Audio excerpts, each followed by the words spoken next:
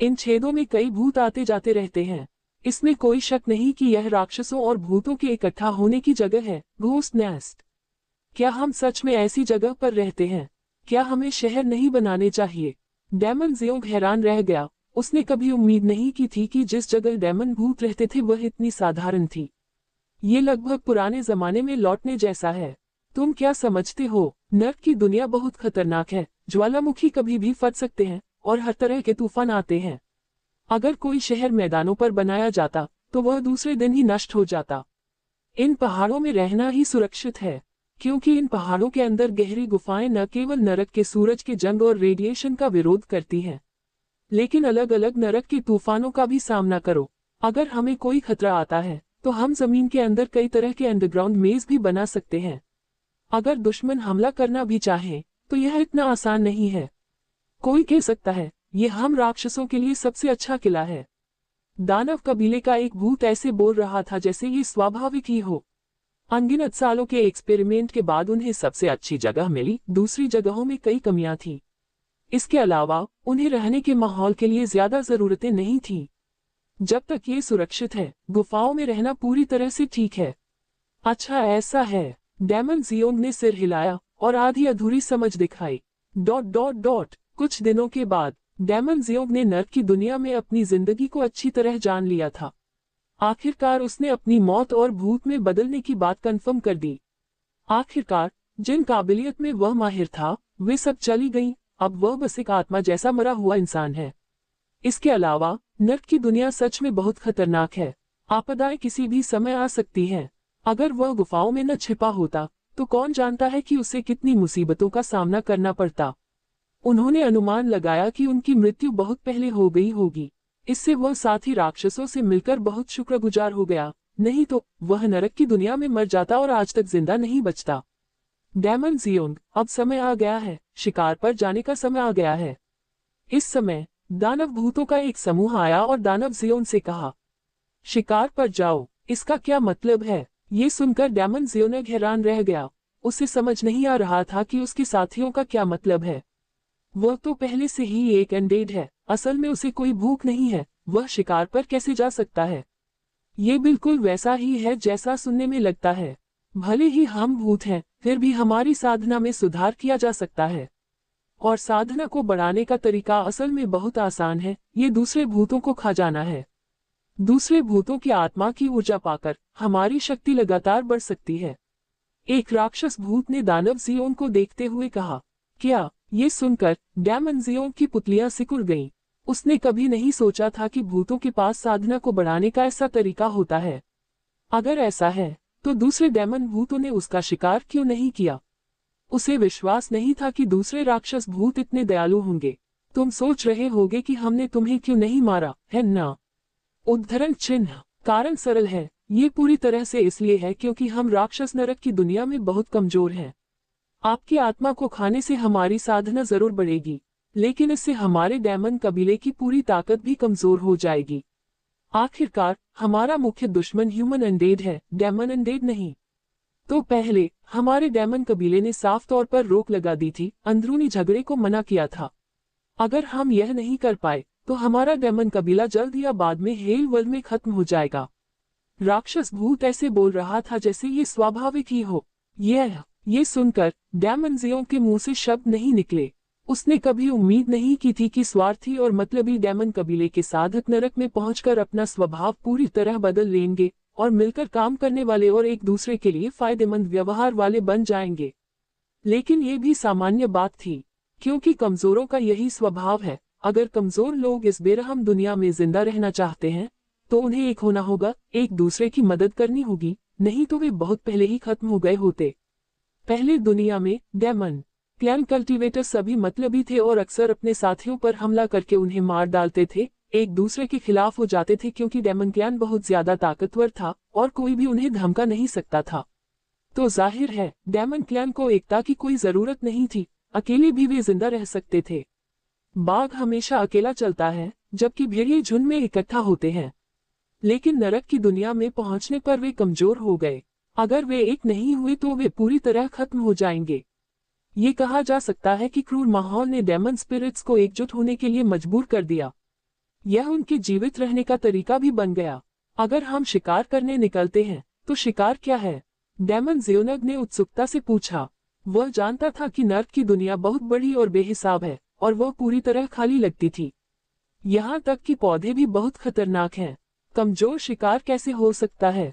थोड़ी सी लापरवाही से वे दुश्मन का शिकार करने के बजाय शिकार बन सकते हैं। शिकार स्वाभाविक रूप से मानव आत्माएं हैं। डेमन क्लैन के भूत ने साफ साफ कहा। सच कहूं तो इस हेल वर्ल्ड में बहुत ज्यादा ह्यूमन स्पिरिट्स हैं और वे अक्सर हेल वर्ल्ड में बड़ी संख्या में दिखाई देती हैं। बेशक वे हेल वर्ल्ड में फिक्स जगहों पर नहीं दिखते, बल्कि रैंडमली किसी भी कोने में दिखते हैं, जिससे हमें ह्यूमन स्पिरिट्स का शिकार करने का मौका मिलता है।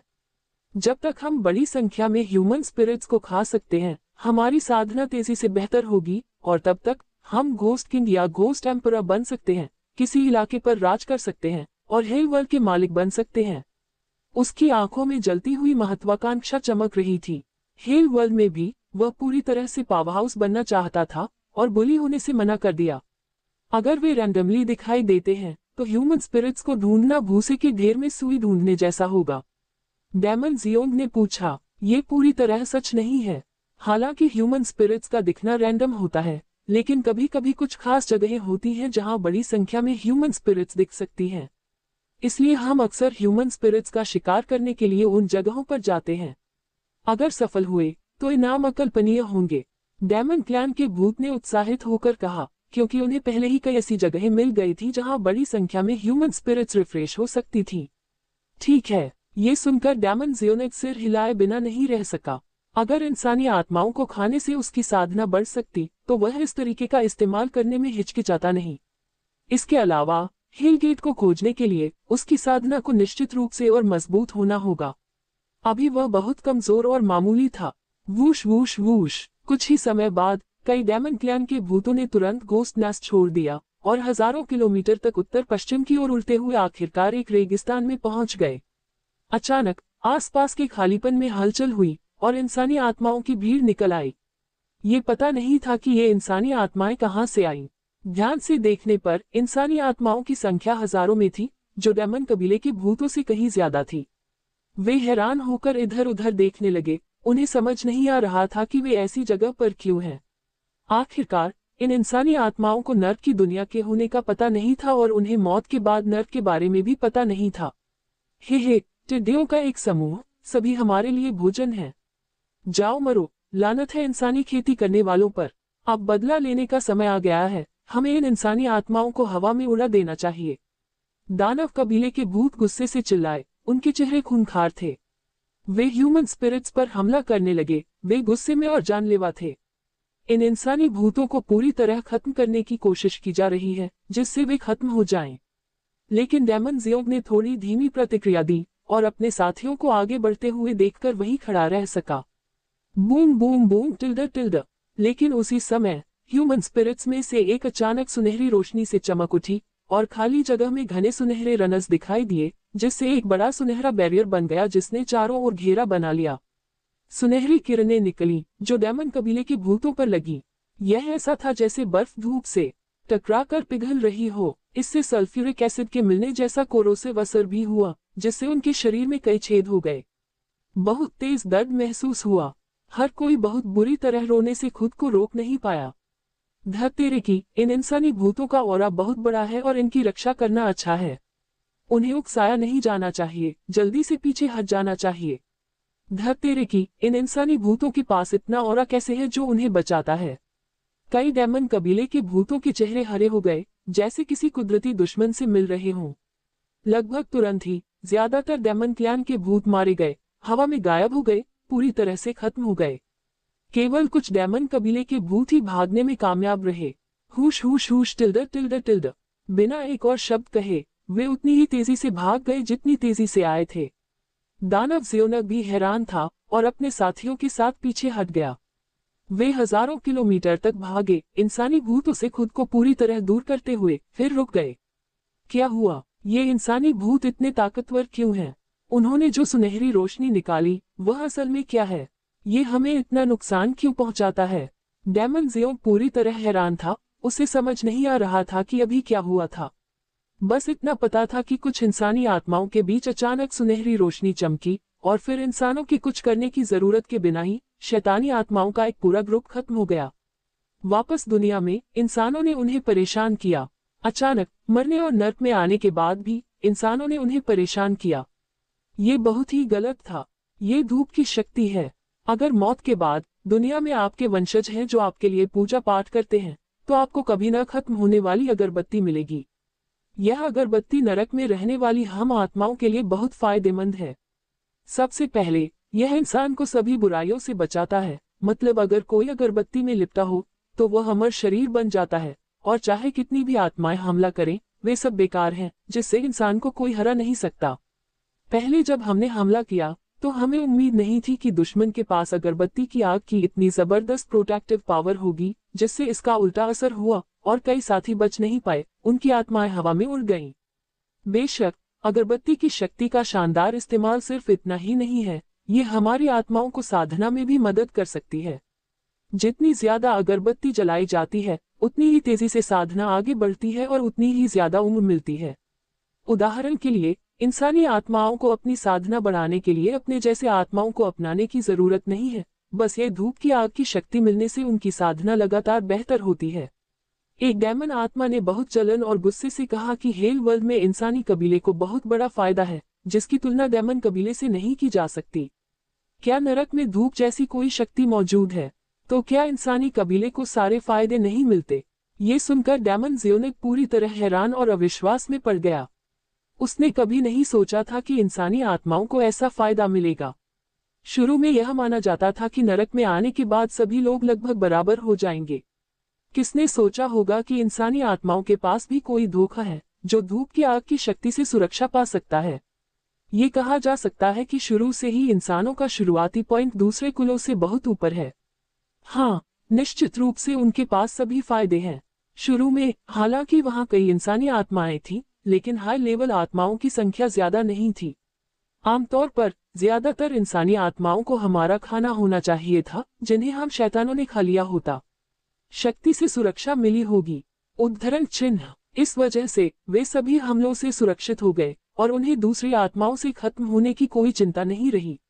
अगर कोई इंसानी आत्माओं के साथ जल्दबाजी में पेश आता है तो हमेशा के लिए मुसीबत या पूरी तरह खत्म हो जाना बहुत आसान है। ये राक्षस आत्मा बहुत बेबसी से बोली। शुरू में उसने सोचा कि नर्क की दुनिया में आकर वह इंसानी आत्माओं को आसानी से संभाल सकता है। किसने सोचा होगा कि इसके बजाय वे यानी शैतान आत्माएं अपनी मर्जी से काम ले रही थी। अब वे केवल गुफाओं में छिप सकते थे, सुरंग खोद सकते थे और मुश्किल से गुजारा कर सकते थे, जबकि इंसान मरे हुए लोग पूरी नर्क की दुनिया में शहर बसा सकते थे। बड़ी संख्या में इंसानी मरे हुए लोग एक साथ इकट्ठा होकर हर बड़े मरे हुए इलाके को बनाते हैं। अभी की नर्क की दुनिया में इसमें कोई शक नहीं है कि इंसानी ताकत सबसे ज्यादा है। दूसरे कबीलों के मरे हुए लोग सिर्फ निराश और लाचार होकर देख सकते हैं। क्या आप कह रहे हैं कि इंसानी आत्माओं ने अगरबत्ती की शक्ति लेकर पहले ही नर्क की दुनिया में पैर जमा लिया है? डेमन ज़ियोनिक ने उत्सुकता से पूछा। वह जानना चाहता था कि नर्क की दुनिया में इंसानों का कबीला कैसे बढ़ रहा है। हाँ, उन्होंने निश्चित रूप से अपनी जगह बना ली है, क्योंकि इंसानों ने कई सालों तक ग्रीन ग्लोइंग वर्ल्ड पर कब्जा किया और इंसानों की उम्र छोटी है। तो कभी कभी इंसानों का एक ग्रुप ऐसा होता था जिनकी उम्र खत्म हो जाती थी और वे मर जाते थे। बहुत सारी इंसानी आत्माएं नरक में जाती हैं। हम राक्षसों की तुलना में इनकी संख्या अनगिनत गुना ज्यादा है। हर बड़े शहर को बनाने के लिए कई इंसानी आत्माएं एक साथ इकट्ठा हुईं। तो उन्होंने अगरबत्ती की शक्ति का इस्तेमाल करके एक के बाद एक नर्क के हथियार, एक के बाद एक नर्क के शहर बनाए। ये शहर नरक में आने वाली कई आपदाओं का सामना कर सकते हैं। हम कमजोर कबीले सिर्फ गुफाओं में रह सकते हैं, लेकिन इंसान शहर बना सकते हैं।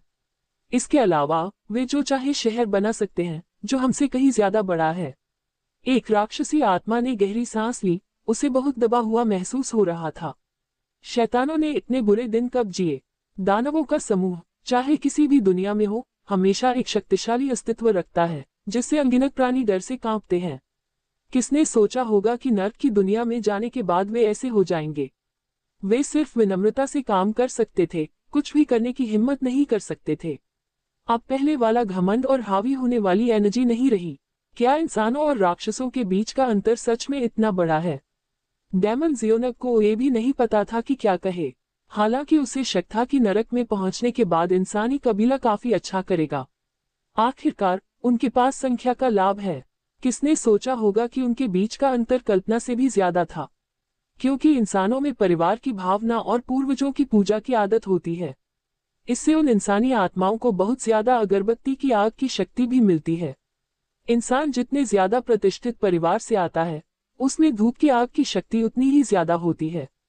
नरक में पहुंचने के बाद वे भूत राजा बन जाते हैं, जो लगभग अजेय होते हैं। दूसरे बुरे भूत इस आवाज से सिर्फ कांपते हैं और हर कोई हार मान लेता है। हम राक्षसों में अगरबत्ती की शक्ति क्यों नहीं है? डेमन जियोनक खुद को पूछने से रोक नहीं सका।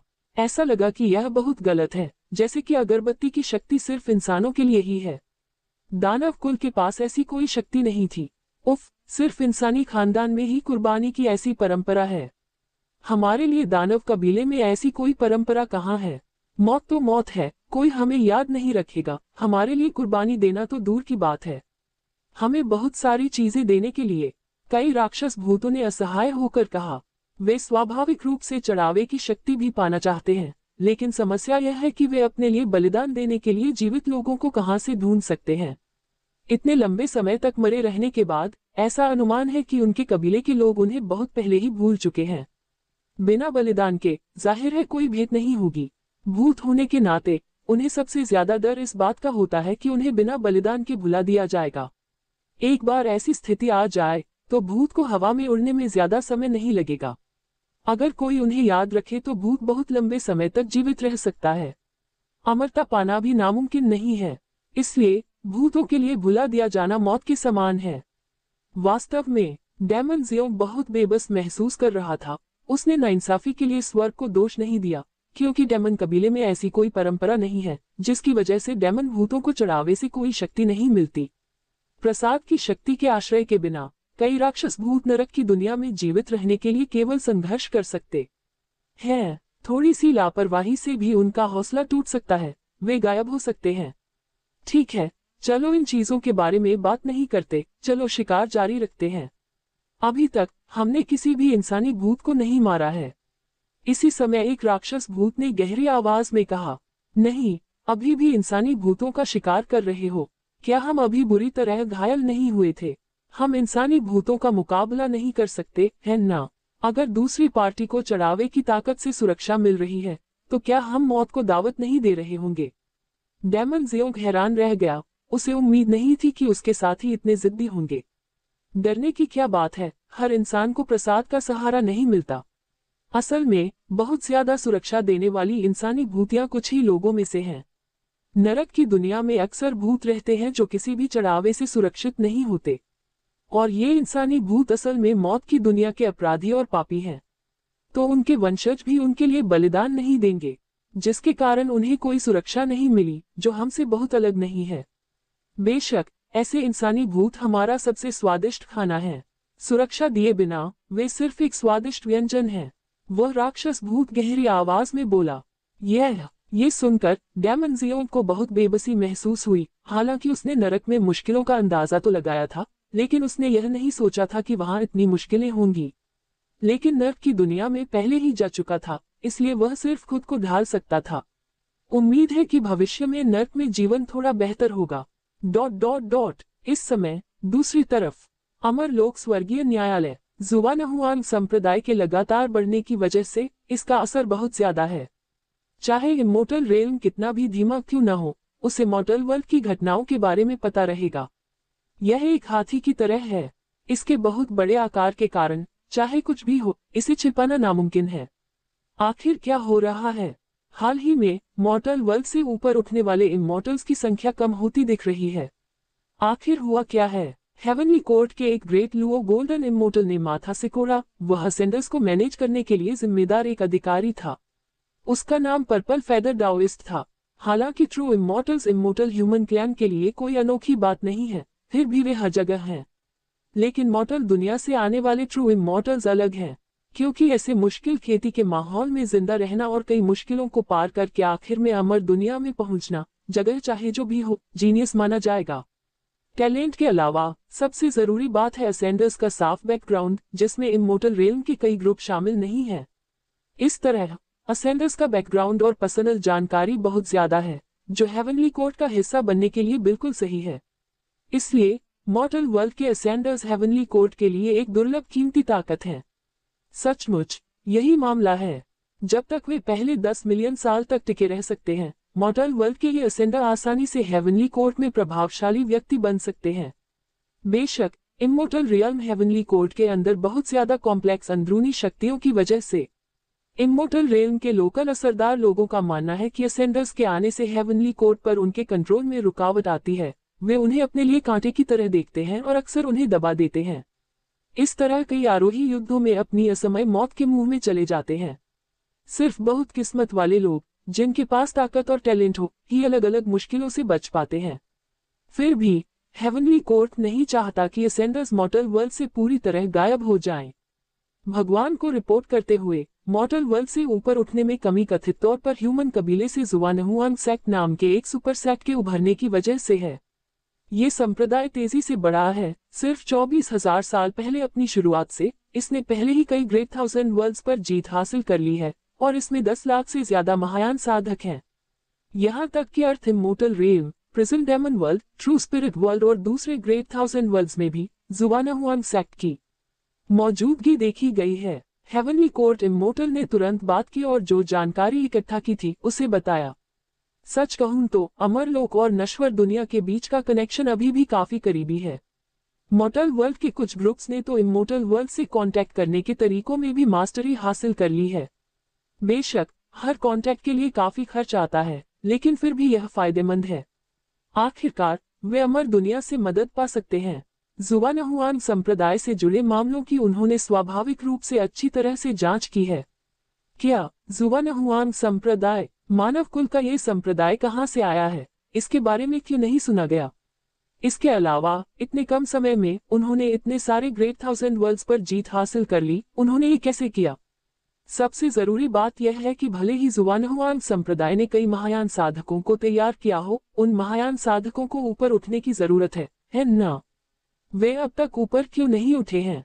उद्धरण चिन्ह। पर्पल फेदर डाओइस्ट ने अपनी भौहें सिकोड़ ली। वह अभी भी इस बात से हैरान था कि असेंडर्स की संख्या इतनी ज्यादा क्यों कम हो गई थी। आखिरकार मॉर्टल वर्ल्ड में ह्यूमन कबीले की ताकतें चाहे जैसे भी डेवलप हों, जब वे महायान कल्टीवेटर पीक पर पहुंचते हैं तो उन्हें आगे की प्रोग्रेस का रास्ता खोजने के लिए इमोर्टल वर्ल्ड में चढ़ना ही पड़ता है। अगर वे अमर दुनिया में नहीं जाते तो वे ज्यादा शक्तिशाली अमर कैसे बन सकते हैं?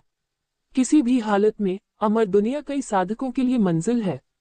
पर्पल फेदर दाओइस्ट को रिपोर्ट करते हुए ऐसा लगता है कि जुवानहुआंग सेक्ट ने एक खास सीलिंग मेथड में मास्टरी हासिल कर ली है। भले ही वे अमर थंडर ट्रिब्यूलेशन से गुजर जाएं और सच्चे अमर बन जाएं, वे अभी भी अपनी साधना को सील कर सकते हैं और नश्वर दुनिया में रह सकते हैं। ठीक इसी सीलिंग टेक्निक पर भरोसा करके कई मॉर्टल महायान कल्टीवेटर मॉर्टल वर्ल्ड में ही रह जाते हैं और ऊपर जाने का ऑप्शन नहीं चुनते। असल में ऊपर जाने वालों में बड़ी कमी काफी नॉर्मल है। स्वर्गीय दरबार से अमर ने तुरंत बात की। इसका क्या मतलब है? क्या आप अमर दुनिया में जाने के बजाय नश्वर दुनिया में रहना पसंद करेंगे? ये नश्वर सच्चे अमर लोग क्या सोच रहे हैं? पर्पल फेदर दाओइस्ट बहुत असंतुष्ट महसूस कर रहा था। वह इन मॉर्टल असेंडर्स को बेहतर मवेशी और घोड़े समझता था, फिर भी अब वे इमोर्टल वर्ल्ड में जाने से मना कर रहे हैं और मॉर्टल वर्ल्ड में खेती करने का इरादा रखते हैं। ये सरासर पागलपन है। आखिरकार मॉर्टल वर्ल्ड में रिसोर्स कम है और यह कई ट्रू इमॉर्टल्स को कल्टीवेशन में सपोर्ट नहीं कर सकता। अगर वे मॉर्टल वर्ल्ड में रहते हैं तो उनकी कल्टीवेशन ज्यादा समय तक आगे नहीं बढ़ पाएगी। जहां तक मैं समझता हूं, जुवानहुआंग संप्रदाय के उन महायान साधकों को पता है कि अमर दुनिया में जाने पर उन्हें 10 मिलियन सालों के लिए स्वर्ग की सेना में जबरदस्ती भर्ती कर लिया जाएगा। तो ये नश्वर महायान साधक नश्वर दुनिया में ही रहना चुनते हैं और तुरंत ऊपर नहीं जाना चाहते। ऐसा लगता है कि वे अमर दुनिया में जाने से पहले अपनी साधना में और तरक्की करने का प्लान बना रहे हैं। स्वर्गीय दरबार से अमर ने अपना अनुमान पेश किया। उन्होंने सोचा कि मॉर्टल ट्रू इमॉर्टल्स के इस ग्रुप ने एक चालाक प्लान बनाया है। अगर सिर्फ सच्चे अमर लोग ही अमर दुनिया में जाते हैं तो वे सिर्फ तोप का चारा बन जाएंगे, यहाँ तक कि मवेशियों और घोड़ों के रूप में भी। लेकिन अगर उनकी साधना आगे बढ़कर अर्थ इमॉर्टल्स बन जाती है तो उनके साथ बहुत अलग बर्ताव होगा। बहुत बुरा। सिर्फ भर्ती से बचने के लिए वे जबरदस्ती दुनिया में रहते हैं। ये बहुत अजीब है। स्वर्ग की अदालत की सेवा करना भले ही तोप के चारे के तौर पर इन आरोही लोगों का सम्मान है, फिर भी वे टालमटोल करने की हिम्मत करते हैं। जब वे बाद में अमर दुनिया में जाएंगे तो उन्हें कड़ी सजा दी जाएगी। अमर दुनिया में जाने से पहले अमर धरती पर साधना करना, ये पूरी तरह से कल्पना है। धरती के अमर होने के बावजूद उन्हें हेवनली कोर्ट की आर्मी में सेवा करनी होगी और सेवा का समय 1 अरब साल है। मैं देखूंगा कि आरोही का ये ग्रुप स्वर्गीय न्यायालय के दायित्वों से कैसे बच सकता है। पर्पल फेदर दाओइस्ट को बहुत बुरा लगा। उन्हें लगा कि हेवनली कोर्ट ने इनमॉर्टल असेंडर्स को पनाह दी है और उन्हें अनगिनत फायदे दिए हैं। हेवनली कोर्ट के बिना असेंडर्स का ये ग्रुप इमोर्टल वर्ल्ड में शांति से खेती कैसे कर सकता था। स्वर्गीय न्यायालय की सेवा करना ही सही था। अब वे भर्ती ड्यूटी से बचने की कोशिश कर रहे हैं, जो साफ तौर पर उनका अपमान है। उन्होंने इमोर्टल असेंडर्स को हेवनली कोर्ट की शान दिखाने के लिए अपनी डालुओ गोल्डन इमोर्टल अथॉरिटी का इस्तेमाल करने का फैसला किया। जो कोई भी स्वर्गीय न्यायालय का मजाक उड़ाने की हिम्मत करेगा, उसे इसकी कीमत चुकानी पड़ेगी। पर्पल फेदर सर मॉर्टल कल्टीवेटर्स के उस ग्रुप के कैरेक्टर के हिसाब से उन्हें ऊपर उठने में लाखों साल लग सकते हैं और शॉर्ट टर्म में शायद ज्यादा ऊपर चढ़ने वाले न हों। स्वर्गीय दरबार से अमर देवता हिचकिचाए। उन्हें लगा कि जुबान हुआन संप्रदाय की इस सीलिंग तकनीक में महारत से मौत की दुनिया में कई सच्चे अमर लोग सामने आ सकते हैं। हाँ, लाखों साल क्या होते हैं, ये तो बस एक क्षणिक क्षण है। पर्पल फेदर दाओइस्ट ने हाथ हिलाया। उसे नहीं लगा कि यह कोई प्रॉब्लम है। डालू और गोल्डन इमोर्टल के लिए शायद एक बार का रिट्रीट भी अरबों साल तक चल सकता है। लाखों साल तो बस एक झपकी लेने का समय है, कोई खास बात नहीं। डालू और गोल्डन इमोर्टल के लिए समय का कॉन्सेप्ट आम इमोर्टल से बिल्कुल अलग है। लेकिन यह जुबान हुआन संप्रदाय सच में काफी अनोखा है। आमतौर पर मॉर्टल वर्ल्ड का कोई ग्रुप इतनी तेजी से और मजबूती से डेवलप नहीं हो सकता। फिर भी ये बहुत कम समय में इतने बड़े लेवल पर बढ़ गया है। जुबान हुआन सेक्ट के सेक्ट मास्टर का बैकग्राउंड क्या है। जुबान हुआन संप्रदाय के अजीब स्वभाव को देखा। आखिरकार दुनिया भर में टेलीपोर्ट करना कोई आसान बात नहीं है। आम ताकतों को सिर्फ एक क्रॉस वर्ल्ड टेलीपोर्टेशन एरे बनाने के लिए सामान इकट्ठा करने में पता नहीं कितने हजार साल लगेंगे। ये तो बताने की जरूरत नहीं है कि क्रॉस वर्ल्ड टेलीपोर्टेशन एरे के हर एक्टिवेशन के लिए बहुत सारे स्पिरिट स्टोन्स की जरूरत होती है। ऐसा कोई तरीका नहीं है कि मॉर्टल वर्ल्ड का कोई ग्रुप इतनी कीमत चुका सके। उन्हें लगा कि जुबान हुआन सेक्ट में थोड़ी अजीब सी बात है, जो आम मॉर्टल वर्ल्ड सेक्ट जैसा नहीं है। पर्पल फेदर दाओइस्ट, जहां तक मुझे पता है, जुबान हुआन सेक्ट को जुबान हुआन ताओइस्ट नाम के एक मॉर्टल कल्टीवेटर ने बनाया था। कहा जाता है कि जुबान हुआन ताओइस्ट को अपनी जिंदगी में कई अच्छी घटनाएं मिली और एक बार उन्हें अमर होने की विरासत मिली। लेकिन असल में किस तरह की किस्मत से मुलाकात हुई, यह अभी पता नहीं है। किसी भी मामले में जुबान हुआन ताओवादी बहुत रहस्यमय है। इसके अलावा अभी ऐसा नहीं लगता कि वह अमर दुनिया में जाने का प्लान बना रहा है और वह नश्वर दुनिया में ही रहेगा। शायद जुबान हुआन ताओइस्ट बहुत पहले ही एक सच्चा अमर बन गया है और उसने अपनी साधना को सील कर दिया है। हेवन कोर्ट इमोर्टल ने कई ऐसी जानकारी बताई जिसकी उन्होंने जांच की थी। उन्हें भी लगा कि जुबान हुआन ताओवादी समझ से परे है, उसके पास अनगिनत साधन है। दुर्भाग्य से अमर दुनिया और नश्वर दुनिया के बीच की दूरी अभी भी बहुत ज्यादा है। साफ जानकारी पाना ऐसी चीज नहीं है जिसे कम समय में हासिल किया जा सके। इसके अलावा ऐसा लगता है कि जुबान हुआन संप्रदाय के पास कई तरीके हैं और राज रखने की बहुत मजबूत क्षमता है। कुछ पब्लिक जानकारी के अलावा दूसरी तरफ के अंदरूनी मामलों के बारे में शायद ही किसी को ज्यादा पता हो। कभी किसी अमर की विरासत मिली। किस अमर की विरासत मिली? आम अमर लोगों में इतनी बड़ी काबिलियत नहीं होती। मैं देख रहा हूँ कि जुबान हुआन ताओवादी सरल नहीं है, शायद सच में किसी प्राचीन व्यक्ति का पुनर्जन्म है। पर्पल फेदर दाओइस्ट की आंखें चमक उठी। उन्हें लगा कि जुबान हुआन ताओवादी बहुत खास था। उसके पास कई ऐसे तरीके थे जो आम अमर लोगों के लिए मुमकिन नहीं थे। इसके अलावा एक बार अमर दुनिया में एक आपदा आई थी, जिसके कारण कई अमर लोगों की मौत हो गई थी। अमर दुनिया के कुछ पुराने लोगों ने नश्वर दुनिया में पुनर्जन्म लिया और पुनर्जन्म नामुमकिन नहीं है। क्या आपका मतलब है कि यह जुबान हुआन ताओइस्ट डालू और गोल्डन इमोर्टल का पुनर्जन्म हो सकता है? ये सुनकर स्वर्ग के अमर को अचानक झटका लगा। अगर यह सच है तो मामला काफी परेशानी भरा हो जाता है, क्योंकि अगर इसे थोड़ा भी गलत तरीके से हैंडल किया गया तो इसका मतलब होगा ग्रेट लुओ को नाराज करना। ऐसी संभावना मौजूद है, लेकिन जब जुआनहुआन सेक्ट इतना हंगामा मचा रहा है तो क्या दूसरे कबीलों को कोई ऐतराज नहीं होगा? पर्पल फेदर दाओइस्ट ने भौहें उठाई और पूछना जारी रखा। बेशक कुछ आपत्तियां हैं। जुआनहुआन संप्रदाय के इतने सारे संसारों पर कब्जा करने के कारण ये दूसरे कुलों के हितों में दखल देता है।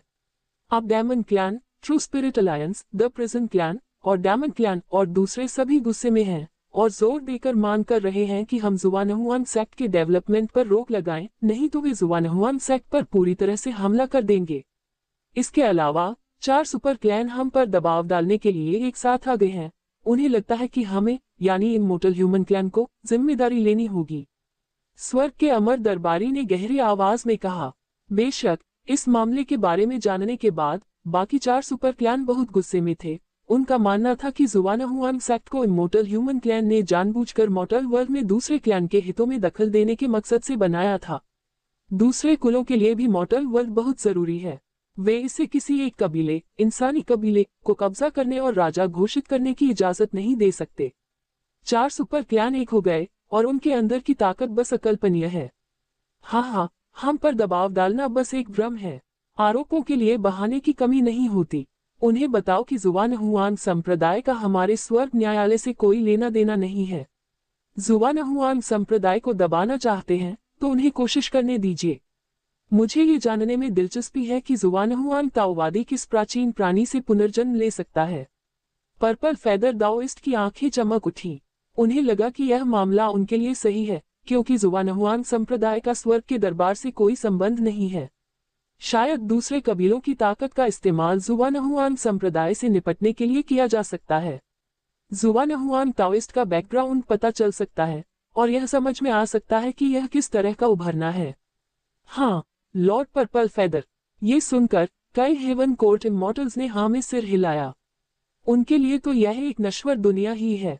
भले ही पूरी मॉर्टल दुनिया बिखर जाए, लेकिन इसका इमॉर्टल दुनिया पर कोई असर नहीं पड़ेगा। इसलिए उन्हें इस बात की परवाह नहीं है कि इसके बाद मॉर्टल वर्ल्ड में क्या होता है। ... इस बीच demon clan, the prison clan, true spirit alliance और डेमन क्लैन की सेनाएं एक साथ इकट्ठा हुईं। एक एक करके डालुओ गोल्डन इमॉर्टल्स एक खास जगह पर दिखाई दिए।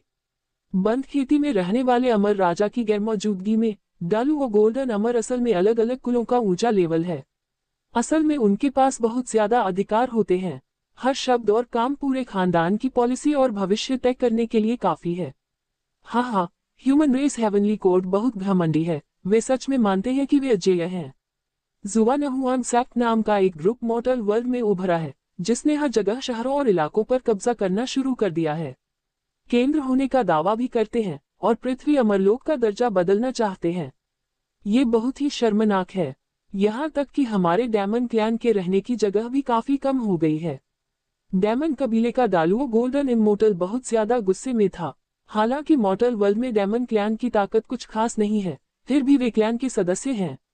डेमन क्लैन कल्टीवेटर्स को ह्यूमन क्लैन द्वारा परेशान होते देखकर वह बहुत गुस्सा हो गया। पहले मैंने ह्यूमन रेस हेवनली कोर्ट को इस मामले के बारे में बताया था, लेकिन मुझे जो जवाब मिला वह ये था कि जुआनहुआन संप्रदाय का मानव जाति के स्वर्गीय न्यायालय से कोई संबंध नहीं है। स्वर्गीय न्यायालय भी जुआनहुआन संप्रदाय को किसी भी तरह से प्रतिबंधित नहीं कर सकता।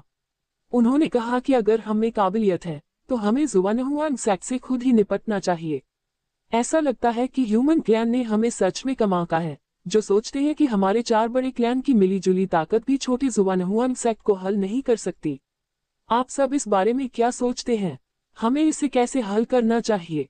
डालुओ गोल्डन इमॉर्टल ने कई कल्टीवेटर्स को देखते हुए एक मुस्कान के साथ कहा, जो मुस्कान नहीं थी। हालांकि वह पूरी तरह मुस्कुरा रहा था, लेकिन जो लोग उसे जानते थे वे जानते थे कि वह गुस्से में था।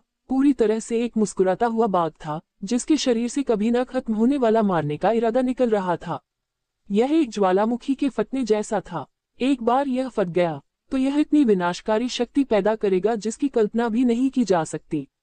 मर्त्य जगत में यह जुआनहुआन संप्रदाय वास्तव में सरल नहीं है।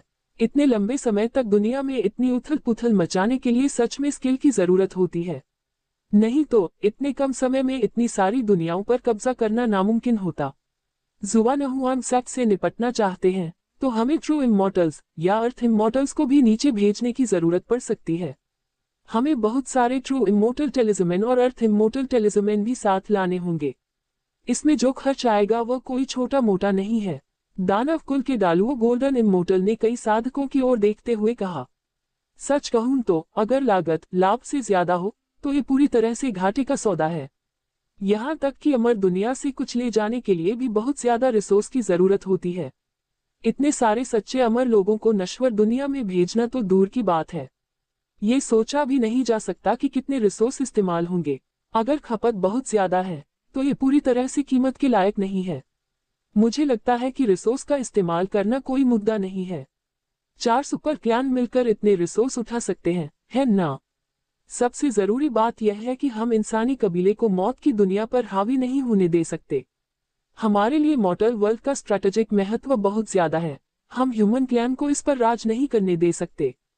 ट्रू स्पिरिट अलायंस के एक डालुओ गोल्डन इमॉर्टल ने गहरी आवाज में कहा। उनका मानना था कि चाहे कोई भी कीमत चुकानी पड़े, ह्यूमन क्लैन की जुवानहुआन सेक्ट से निपटा जाना चाहिए। अगर ऐसा नहीं होता है और ह्यूमन क्लैन सच में मॉर्टल वर्ल्ड को वीक कर देता है तो यह हर क्लैन के लिए मुसीबत खड़ी कर देगा। आखिरकार कुछ मायनों में मॉर्टल वर्ल्ड अमर लोगों के लिए बैकयार्ड जैसा है, एक भागने का रास्ता। कोई भी नहीं चाहता कि उनके भागने का रास्ता बंद हो जाए। क्योंकि ऐसा है, इसलिए हमारी बातचीत पूरी तरह से तय हो गई है। अगर हम कोई कदम नहीं उठाते हैं तो ठीक है, लेकिन अगर हम उठाते हैं तो यह पक्का होना चाहिए कि यह पक्का हो। इस बार हमें मॉर्टल वर्ल्ड में जुवानहुआन सेक्ट को पूरी तरह खत्म करना होगा, गहरे पीले दायरे को नष्ट करना होगा। हमें दुनिया को बताना होगा, इंसानों के ग्रुप को बताना होगा कि किसी भी ताकत को मौत की दुनिया में दखल देने की बिल्कुल इजाजत नहीं है। डेमन कबीले के डालुओ गोल्डन इमॉर्टल ने मारने के इरादे से कहा। उनका मानना था कि 4 सुपर क्लैन के साथ आने से यह प्लान फूल प्रूफ हो जाएगा। चाहे जुवानहुआन संप्रदाय इंसानी कबीले में कितना भी ताकतवर क्यों न हो, वे उनका मुकाबला नहीं कर सकते थे। जल्द ही तथाकथित जुवानहुआन संप्रदाय नश्वर दुनिया से पूरी तरह गायब हो जाएगा। ... इस समय गहरे पीले क्षेत्र में जुवानहुआन संप्रदाय के दिव्य वृक्ष जियानमू के पास जुवानहुआन संप्रदाय का अमर औषधि उद्यान बन गई थी, जहां बड़ी संख्या में अमर अमृत और अमर पेड़ लगाए गए थे। आखिरकार जियानमू के पास रहने से व्यक्ति को जियानमू द्वारा लाई गई अमर दुनिया की शक्ति और प्रचुर अमर क्यूई का आनंद लेने की अनुमति मिलती है। इसके अलावा आसपास की मिट्टी अमर दुनिया से आई थी, जो अमर अमृत और अमर पेड़ों के पनपने के लिए बहुत सही थी। आसपास कई दवा वाले बगीचे और फल सब्जी भी बनाए गए थे। उदाहरण के लिए बोधि वृक्ष, 5 needle pine, ginseng fruit tree और पान पीच ट्री वगैरह सभी यही लगाए गए थे। 2 लाख साल की खेती के बाद ये अमर पेड़ बहुत ज्यादा ताकत से भरकर तेजी से बढ़ने लगे। इस समय जी बिंगयू, मू जियाई, जियाजिंग्यान, लेंग्यूएक्सी, लिनयाजू और दूसरे लोग भी यहाँ आए, जो इन बागों और बगीचों को मैनेज करने के लिए जिम्मेदार थे।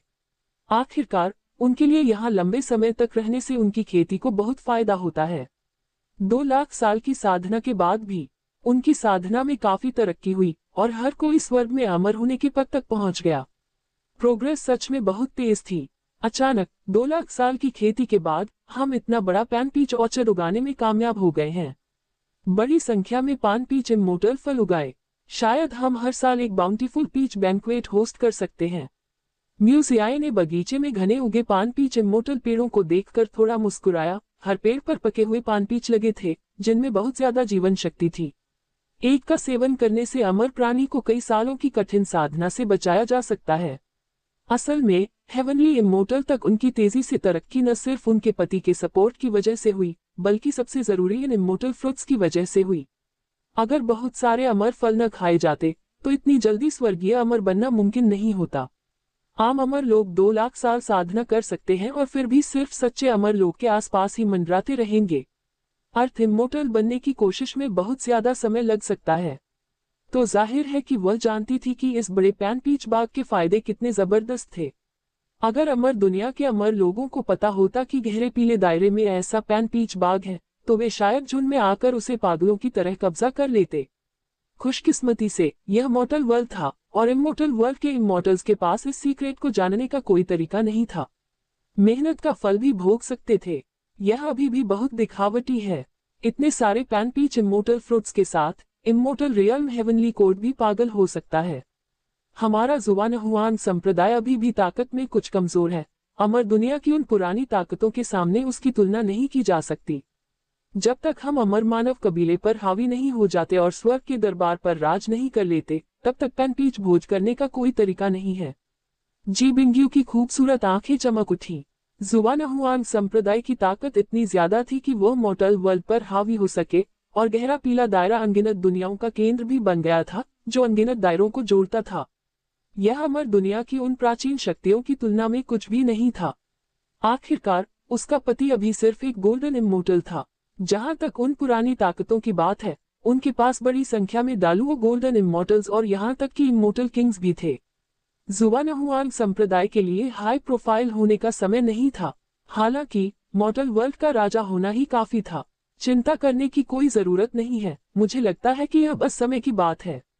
अब हमारा जुवानहुआन संप्रदाय पहले से ही नश्वर दुनिया का अधिपति है। इमोर्टल वर्ल्ड में भी मेरे पति चुपके से चू स्टेट कॉन्टिनेंट को कंट्रोल कर रहे हैं। इस तरह हमारे जुवानहुआन सेक्ट का एक स्टेबल बेस बन गया है। अगर हम ऐसे ही चलते रहे तो अमर दुनिया में हमारी जगह जरूर होगी, जहां कोई हमें उकसाने की हिम्मत नहीं करेगा। लेंग यूएक्सी हल्के से मुस्कुराए।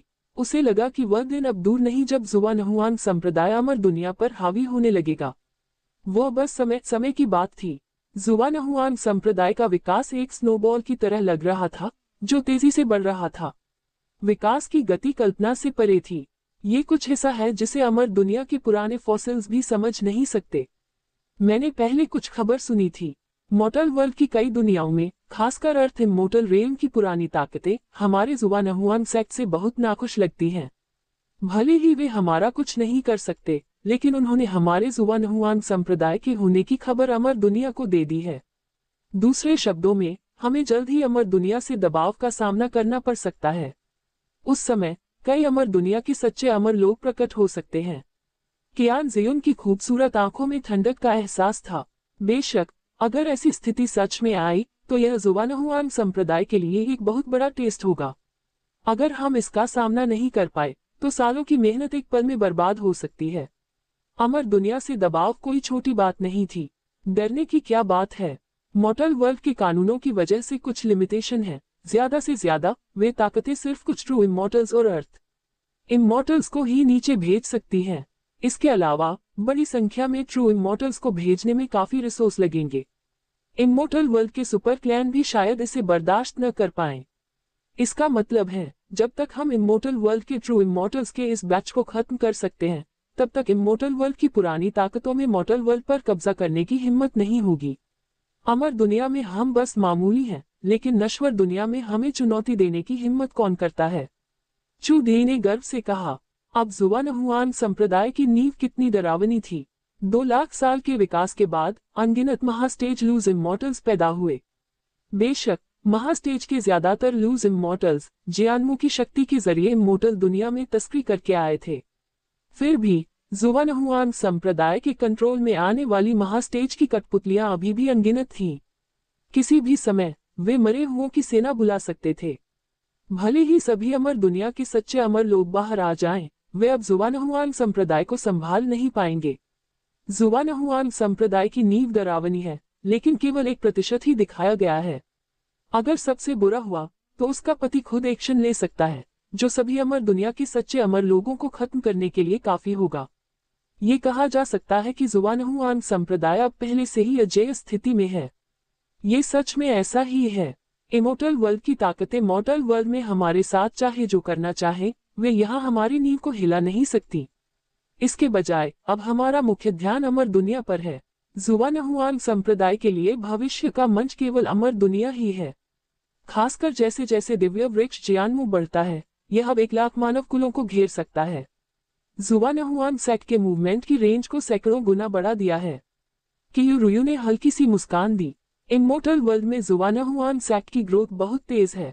दिव्य वृक्ष जियानमू द्वारा रहस्यमयी अमृत के लगातार सेवन के कारण जियानमू बहुत तेजी से बढ़ा है।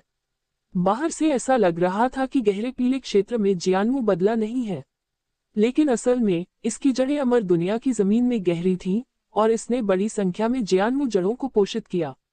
इन जियानमू जड़ों ने 1 लाख इंसानी कबीले राज्यों को घेर लिया और बने जियानमू डोमेन ने भी 1 लाख इंसानी कबीले राज्यों को घेर लिया, जिसका दायरा बहुत बड़ा था।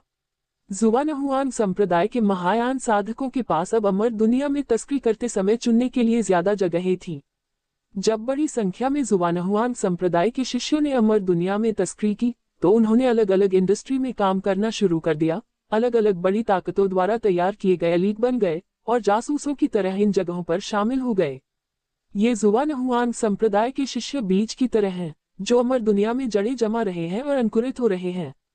उनकी अभी की कम खेती और कम संख्या से धोखा न खाएं, हो सकता है कि वे अभी अमर दुनिया पर कोई असर न डाल पाएं। लेकिन जैसे जैसे समय आगे बढ़ेगा, उनकी खेती और हैसियत भी बढ़ेगी। तब तक सिर्फ एक रैली के आह्वान पर वे पूरे अमर मानव वंश को हिला सकते थे। हालांकि अभी यह शुरुआती डेवलपमेंट स्टेज में है, इसलिए जुवानहुआन सेक्ट को लोकी काम करने की जरूरत है। अगर उन पुरानी शक्तियों को उनका पता चल गया, तो इससे काफी परेशानी हो सकती है। दिव्य वृक्ष जियानमू सचमुच बहुत शक्तिशाली है। यह न केवल अमर दुनिया से ओरिजिन एनर्जी निकाल सकता है, बल्कि बहुत ज्यादा मात्रा में मिट्टी को भी सोख सकता है। जियानमू खुद भी एक यूनिक टाइम स्पेस डोमेन बना सकता है, जिससे समय का फ्लो तेज हो जाता है। इसका मतलब है कि अगर हम जियानमू के पास खेती करते हैं, तो बाहर का एक दिन अंदर 1 साल के बराबर होगा। हालांकि यह सच में किसी की जिंदगी के खर्च को तेज करता है, लेकिन ये किसी की खेती को भी तेज करता है। थोड़े ही समय में किसी की खेती में तेजी से बढ़ोतरी देखी जा सकती है। हुआ सिकिंग खुद को सिर हिलाने से रोक नहीं पाई। जियानमू की अद्भुत शक्ति को भी महसूस किया। जैसे जैसे जियानमू बढ़ता है, यह अलग अलग लेवल की जन्मजात क्षमताओं को दिखाने लगता है। सबसे पहले इमोर्टल टेक्निक लाइफ डस्ट है, जिसमें जियानमू के पास कोई भी जीवन रूप लगातार धूल की तरह सिकुड़ता जाएगा। जियानमू की गहरी अंदरूनी जगह में अनगिनत जीव रह सकते हैं। अंदरूनी जगह का एरिया एक बड़े यूनिवर्स जैसा है।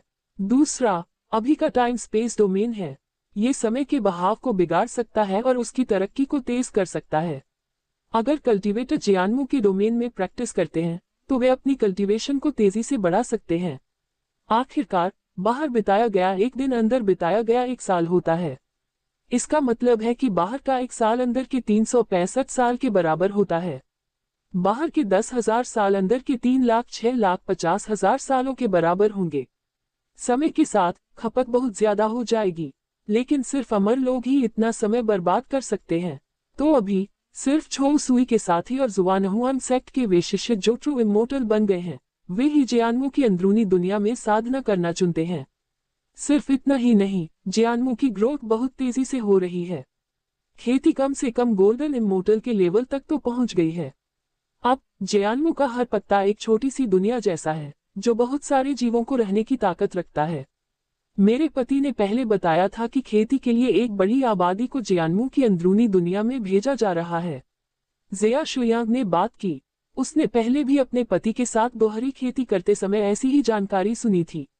जुवानहुआन संप्रदाय के भविष्य के विकास के लिए भी एक महत्वपूर्ण दिशा होगी। आखिरकार पूरी मॉर्टल दुनिया में सच में रिसोर्स से भरपूर दुनियाएं कम हैं। ह्यूमन कबीले के लिए रहने की जगह बढ़ाने के लिए जियानमू की अंदरूनी दुनिया बेशक सबसे अच्छे ऑप्शन में से एक है। क्या आप साधना के लिए जियानमू की अंदरूनी दुनिया में जा रहे हैं? जुवानहुआन संप्रदाय के अनुयायियों के लिए बहुत बड़ा फायदा है, क्योंकि जियानमू लगातार अमर दुनिया से बहुत ज्यादा ओरिजिन एनर्जी निकाल रहा है। इसकी अंदरूनी दुनिया कभी न खत्म होने वाली अमरची से भरी हुई है। एक तरह से मौजूदा जियानमू एक फिफ्थ ऑर्डर इमोर्टल वेन की तरह है। अगर वे साधना करने के लिए जियानमू की अंदरूनी दुनिया में जा सके, तो उनकी साधना जरूर तेजी से बढ़ेगी, जैसे कि वे अमर दुनिया में जा रहे हों। एक बार यह शुरू हो जाए, तो जियानमू की अंदरूनी दुनिया हमारे जुवानहुआन संप्रदाय के लिए खेती की पवित्र भूमि बन जाएगी। ये फेरो सिर हिलाए बिना नहीं रह सका। उसने ये भी सोचा कि अगर बड़ी संख्या में जुवानहुआन संप्रदाय के मानव साधक जियानमू की आंतरिक दुनिया में रहते हैं, तो यह निश्चित रूप से जियानमू की पूरी आंतरिक दुनिया को समृद्ध करेगा। असल में ये जियानमू की ग्रोथ के लिए भी बहुत फायदेमंद है। पहले अमर राजा जियानमू की अंदरूनी दुनिया में भी बड़ी संख्या में ट्रू स्पिरिट अलायंस के लोग रहते थे। जियानमू में रहने वाले बहुत सारे जीव इसकी ग्रोथ को और बढ़ा सकते हैं। दोनों पहलू एक दूसरे के लिए फायदेमंद हैं। उसी समय जब ये फेरों और दूसरे लोग जियानमू के बारे में जोश से बात कर रहे थे, कोंग जुवानवू, वू ल्यूली और फैंग जियो भी फीनिक्स ट्री के नीचे इकट्ठा हुए थे और इतने सालों में आए बदलावों पर हैरान थे। पहली थी कोंग शुवानवू। झो उसुई के बड़े सपोर्ट से उसने कई अमर अमृत और अमर फल खाए, जिससे साधना में तेजी से तरक्की हुई और वह सफलतापूर्वक स्वर्ग में अमर बन गई। इसके बाद वो ल्यूली थी, जिनकी चोटें पूरी तरह से ठीक हो गई थी, जिससे उनकी साधना गोल्डन इमोर्टल के शिखर तक पहुंच गई। जहां तक फैंग जियो की बात है, उसकी साधना गोल्डन इमोर्टल दायरे में वापस आ गई थी। डालुओ गोल्डन इमोर्टल के लेवल तक पहुंचने से बस एक कदम दूर थी। सीनियर जियो, आपकी साधना लगभग पूरी तरह से ठीक हो गई है। क्या आप अमर दुनिया में वापस जाना चाहते हैं? वू ल्यूली ने उम्मीद से फैंग जियो को देखा। आखिरकार वे 2 लाख साल से ज्यादा समय से मॉर्टल दुनिया में थे। इमॉर्टल्स के लिए यह शायद बहुत लंबा न हो, लेकिन यह निश्चित रूप से छोटा भी नहीं था। उसे ट्रू स्पिरिट अलायंस में वापस जाने की इच्छा भी हुई। इतने लंबे समय तक दूर रहने के बाद वह सोच रही थी कि कबीले के दूसरे सदस्य क्या सोचेंगे। इसमें कोई जल्दी नहीं है, अभी भी थोड़ा इंतजार करना जरूरी है। इस पर विचार करने से पहले, जब तक मैं डालुओ गोल्डन इमोर्टल रेल में वापस नहीं आ जाता, तब तक इंतजार करो। अभी मेरी साधना सिर्फ गोल्डन इमोर्टल लेवल पर है, जो काफी नहीं है। फैंग जियो ने हाथ हिलाया।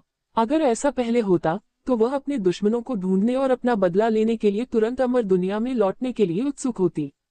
लेकिन इतने लंबे समय तक झो उसुई का पीछा करने के बाद वह बहुत ज्यादा सावधान हो गई थी। सच कहूं तो अगर उसके दुश्मन सच में उतने ही ताकतवर थे जितना उसने सोचा था, तो क्या वह ट्रू स्पिरिट अलायंस में लौटने के बाद सच में अपना बदला ले सकती थी?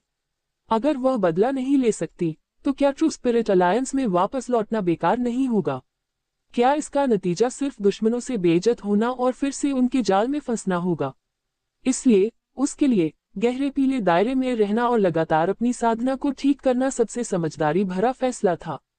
इसके अलावा अगर संभव हुआ तो उसकी खेती और आगे बढ़ सकती है। फिर जब दुश्मनों का सामना करने का समय आया, तो क्या उन्हें हराना कुछ ही मिनटों का काम नहीं होगा? जैसा कि कहा जाता है, एक नेक इंसान के लिए बदला लेने में कभी देर नहीं होती। फैंग जियो भी ऐसा ही था। अगर वह बदला लेना चाहती, तो इससे ये पक्का हो जाता कि उसके दुश्मनों को बदला लेने का कोई मौका नहीं मिलेगा। समझा? असल में यहाँ कुछ समय के लिए रहने से हमें काफी फायदा होगा। मुझे कहना होगा, इस इंसान झो उसुई में सच में बहुत काबिलियत है। इतने सारे अमर अमृत और अमर फल इतनी आसानी से उगा पाना। मुझे सच में नहीं पता कि वह ये कैसे करता है। एक तरह से वह हमारे ट्रू स्पिरिट अलायंस से भी ज्यादा अमीर है। वू ल्यूली ने बहुत भावुक होकर कहा। जुवानहुआंग संप्रदाय के कई दवा के बगीचे देखे थे।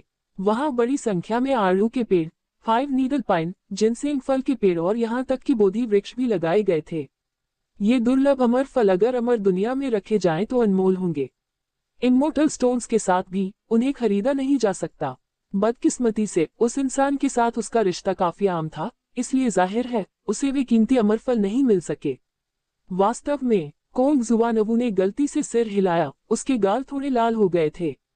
उसने उस आदमी से कई अमर अमृत और अमर फल पाए थे, नहीं तो वह स्वर्ग में अमर कैसे हो सकती थी? शुरू में वह उन्हें नहीं चाहती थी, लेकिन क्योंकि दूसरे पक्ष ने उसे बहुत कुछ दिया था, इसलिए वह मना नहीं कर सकी। इसी तरह आगे बढ़ते हुए उसे लगा कि वह पूरी तरह गिर जाएगी। इतने सारे अमर फलों के साथ कौन जानता है कि कितनी अमर महिलाओं को सहारा मिल सकता है। वह आदमी सचमुच असाधारण है। फैंग जियो ने सिर हिलाया, इस बात से इनकार नहीं कर सका। लेकिन जिस बात ने उसे ज्यादा हैरान और परेशान किया, वह थी इस आदमी की साधना की स्पीड, जो बहुत बढ़ गई थी, शायद गोल्डन इमोर्टल रेल्म के शिखर के पास।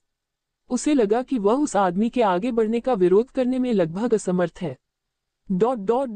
इस समय जियानमू के अंदर की दुनिया के अंदर, जियानमू की अंदरूनी दुनिया झो उसुई का दाव फील्ड बन गई थी, जो उसकी खेती के लिए एकांत जगह थी। आखिरकार जियानमू अमर दुनिया से ओरिजिन एनर्जी ले सकता है, जिससे यह असल में एक 5th ऑर्डर इमॉर्टल वेन बन जाएगा। इसके अलावा ये 5th ऑर्डर इमॉर्टल वेन का एक बेहतर वर्जन था। इसमें बहुत सारा अमर क्यूई था। जियानमू के अंदर साधना करना अमर दुनिया के अंदर साधना करने से अलग नहीं था, और अगर प्रैक्टिस के दौरान कोई बड़ी गड़बड़ी भी हुई तो बाहर के साधकों को पता नहीं चलेगा। जियानमू का अंदरूनी हिस्सा झो उसुई के लिए खेती के लिए सबसे अच्छी जगह बन गया। जुवानहुआंग संप्रदाय के विकास के कारण अमर दुनिया की कई ताकतों ने इस पर ध्यान दिया था, इसने 4 सुपर क्लैन को एक साथ आने के लिए भी उकसाया और मॉडल वर्ल्ड में प्रोफाउंड येलो सैक्ट को साफ करने के लिए एक कैंपेन की योजना बनाई। जल्द ही इमोर्टल वर्ल्ड ट्रू इमोर्टल्स का एक बड़ा अवतरण होगा जो एक ऐसा सफाई युद्ध शुरू करेगा जो पहले कभी नहीं हुआ। ये पूरी मॉर्टल दुनिया में फैलने वाला एक बड़ा युद्ध होगा जिसका असर हर कोने पर पड़ेगा। गड़गड़ाहट टिल्ड टिल्ड। इस समय झो सुई जमीन पर पालथी मारकर बैठा था, एक के बाद एक बोधी इमोर्टल फ्रूट खा रहा था जो तुरंत जबरदस्त मेडिसिनल पावर में बदल गया और तुरंत उसके गोल्डन इमोर्टल दाव फ्रूट में मिल गया। उसी समय कारणता के सिद्धांत के कई टुकड़े उसके दाव फल में मिल रहे थे। इससे कारण कार्य के सिद्धांत के बारे में उनकी समझ बहुत बढ़ गई। 95%, 96%, 97%, 98%, 99%। इस समय झो सुई को एहसास हुआ कि कारण कार्य के सिद्धांत के बारे में उसकी समझ 100% हो गई थी। ऐसा लगा कि उसने इसे पूरी तरह समझ लिया है। कारण कार्य के सिद्धांत की कई लाइनें तुरंत उसके गोल्डन इमोर्टल दाव फ्रूट में दिखाई दी। इसमें कोई शक नहीं है कि 200,000 साल की कड़ी साधना के बाद बोधि अमर फल और ऑब्जेक्ट सर्चिंग भू की मदद से कारण कार्य के सिद्धांत की उनकी समझ बहुत तेजी से बढ़ी है। इस समय तक उन्होंने कारण के सिद्धांत को अच्छी तरह समझ लिया था।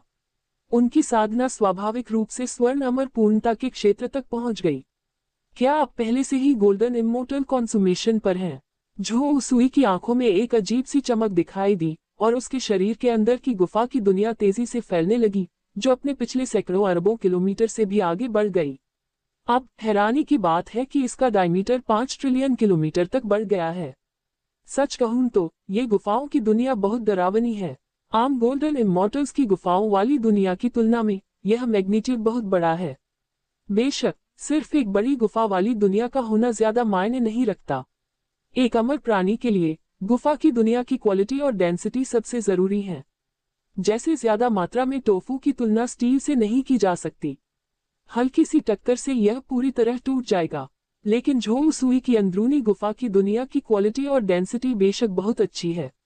इसमें बहुत सारे अमर फल और अमर चीजें डाली गई हैं जिससे उसकी गुफा की दुनिया की क्वालिटी बहुत बढ़ गई है। बस अपनी गुफा की दुनिया की गहराई देखने के लिए जहां एक बहुत बड़ी गैलेक्सी दिखाई दी। इसके अंदर अनगिनत ग्रह घूमते थे। ये ग्रह बहुत घने हैं जिनकी संख्या करोड़ों में है और हर ग्रह बहुत बड़ा है जिसमें बहुत सारे अमर पदार्थ हैं जो बहुत ज्यादा जीवन शक्ति का प्रतीक लगते हैं। क्या ये गोल्डन इमोर्टल कंजमेशन की शक्ति है? सच में बहुत ज्यादा ताकतवर। झो सुई ने अपनी मुट्ठी भींच ली। उसे ताओ फ्रूट के अंदर से अविश्वसनीय शक्ति निकलती हुई महसूस हुई। उनकी दिव्य भावना फैल गई और अरबों किलोमीटर तक फैल गई।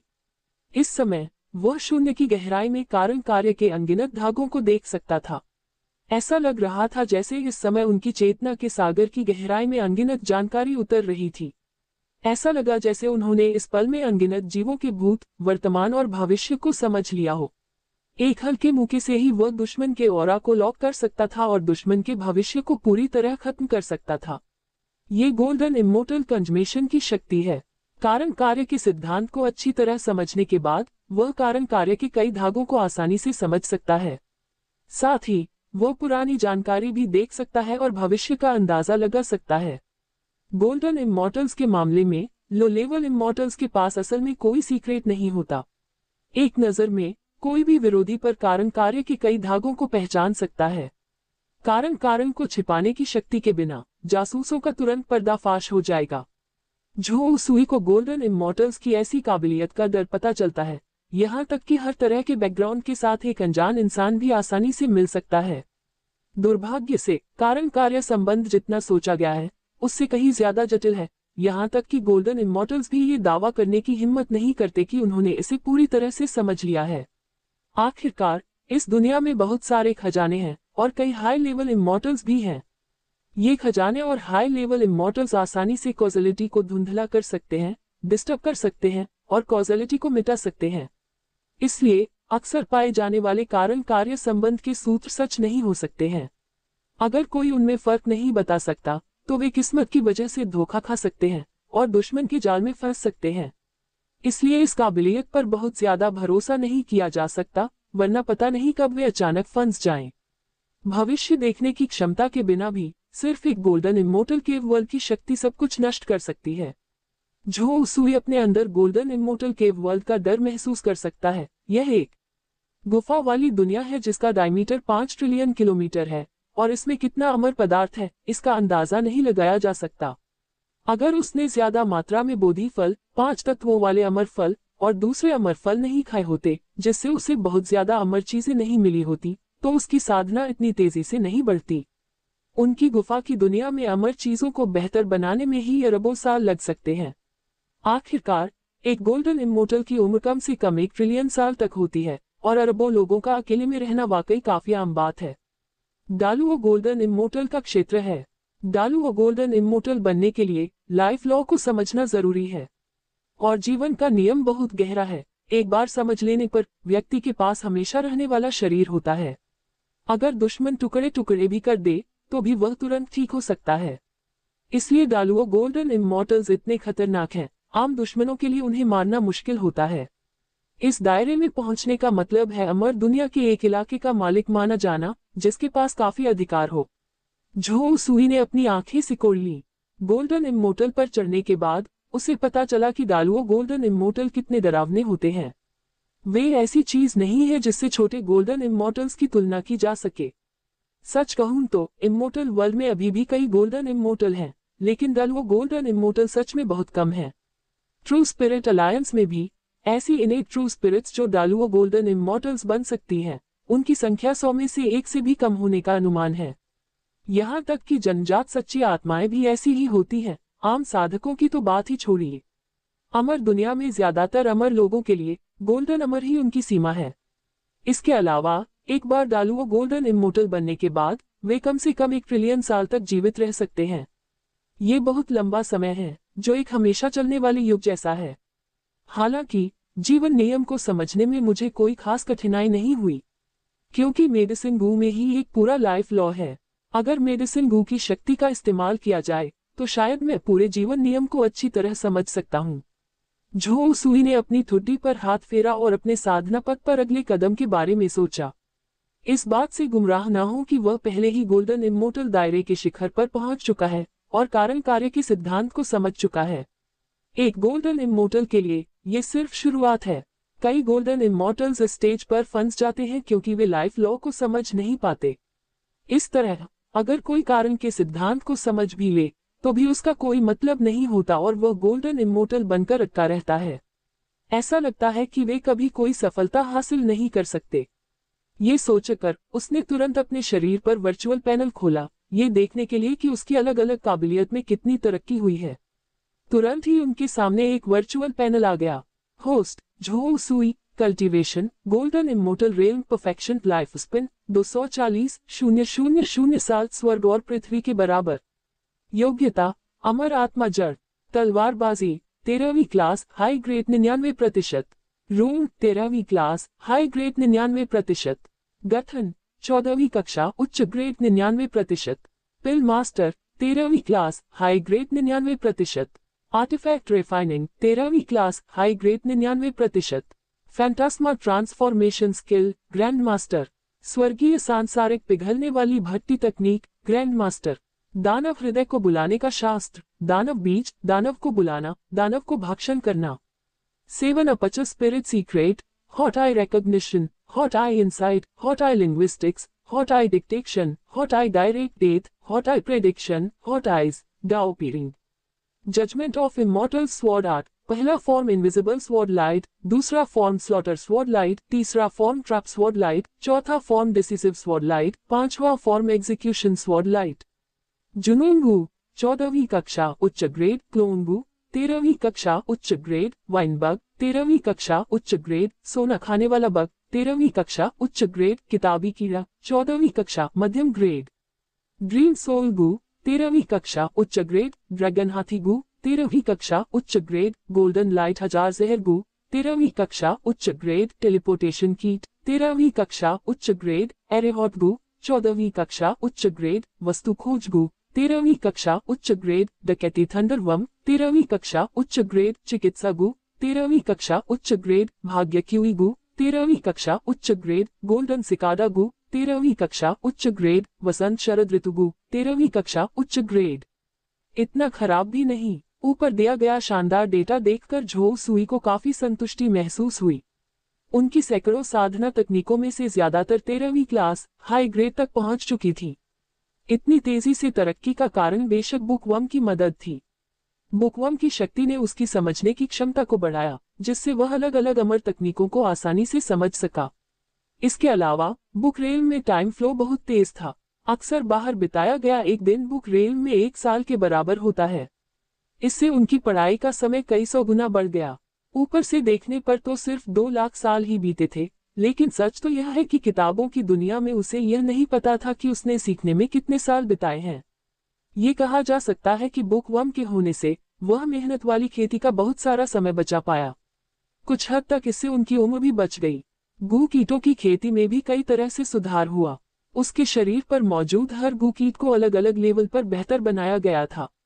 बेशक उसके शरीर पर मौजूद हर गू कीड़ा 13वीं क्लास हाई ग्रेड लेवल में आ गया था। बेशक सबसे तेजी से आगे बढ़ने वाले एरे हॉट गू और बुकवर्म थे। एरे हॉट गू 14वीं क्लास हाई ग्रेड में आगे बढ़ा और ग्रेट लुओ लेवल के इमोर्टल एरे में महारत हासिल की। ये 15वीं क्लास तक पहुंचने से बस एक कदम दूर था, जो कि अमर राजा क्षेत्र अमर सरनी है। दुर्भाग्य से इमोर्टल किंग रेल में इमोर्टल एरे बहुत दुर्लभ है, यहाँ तक कि ह्यूमन टेरिटरी में भी केवल बहुत जरूरी इलाकों में ही ऐसा एरे मिल सकता है। जहां तक बुकवर्म की बात है, वह 14वीं क्लास मिडिल ग्रेड तक पहुंच गया और ग्रेट लुओ लेवल के गू कीड़े में बदल गया। यह एक क्वालिटेटिव बदलाव था। बुकवर्म का तेजी से विकास सिर्फ इसलिए हुआ क्योंकि झो सुई ने फेदर गेट पर पूरी तरह से महारत हासिल कर ली थी।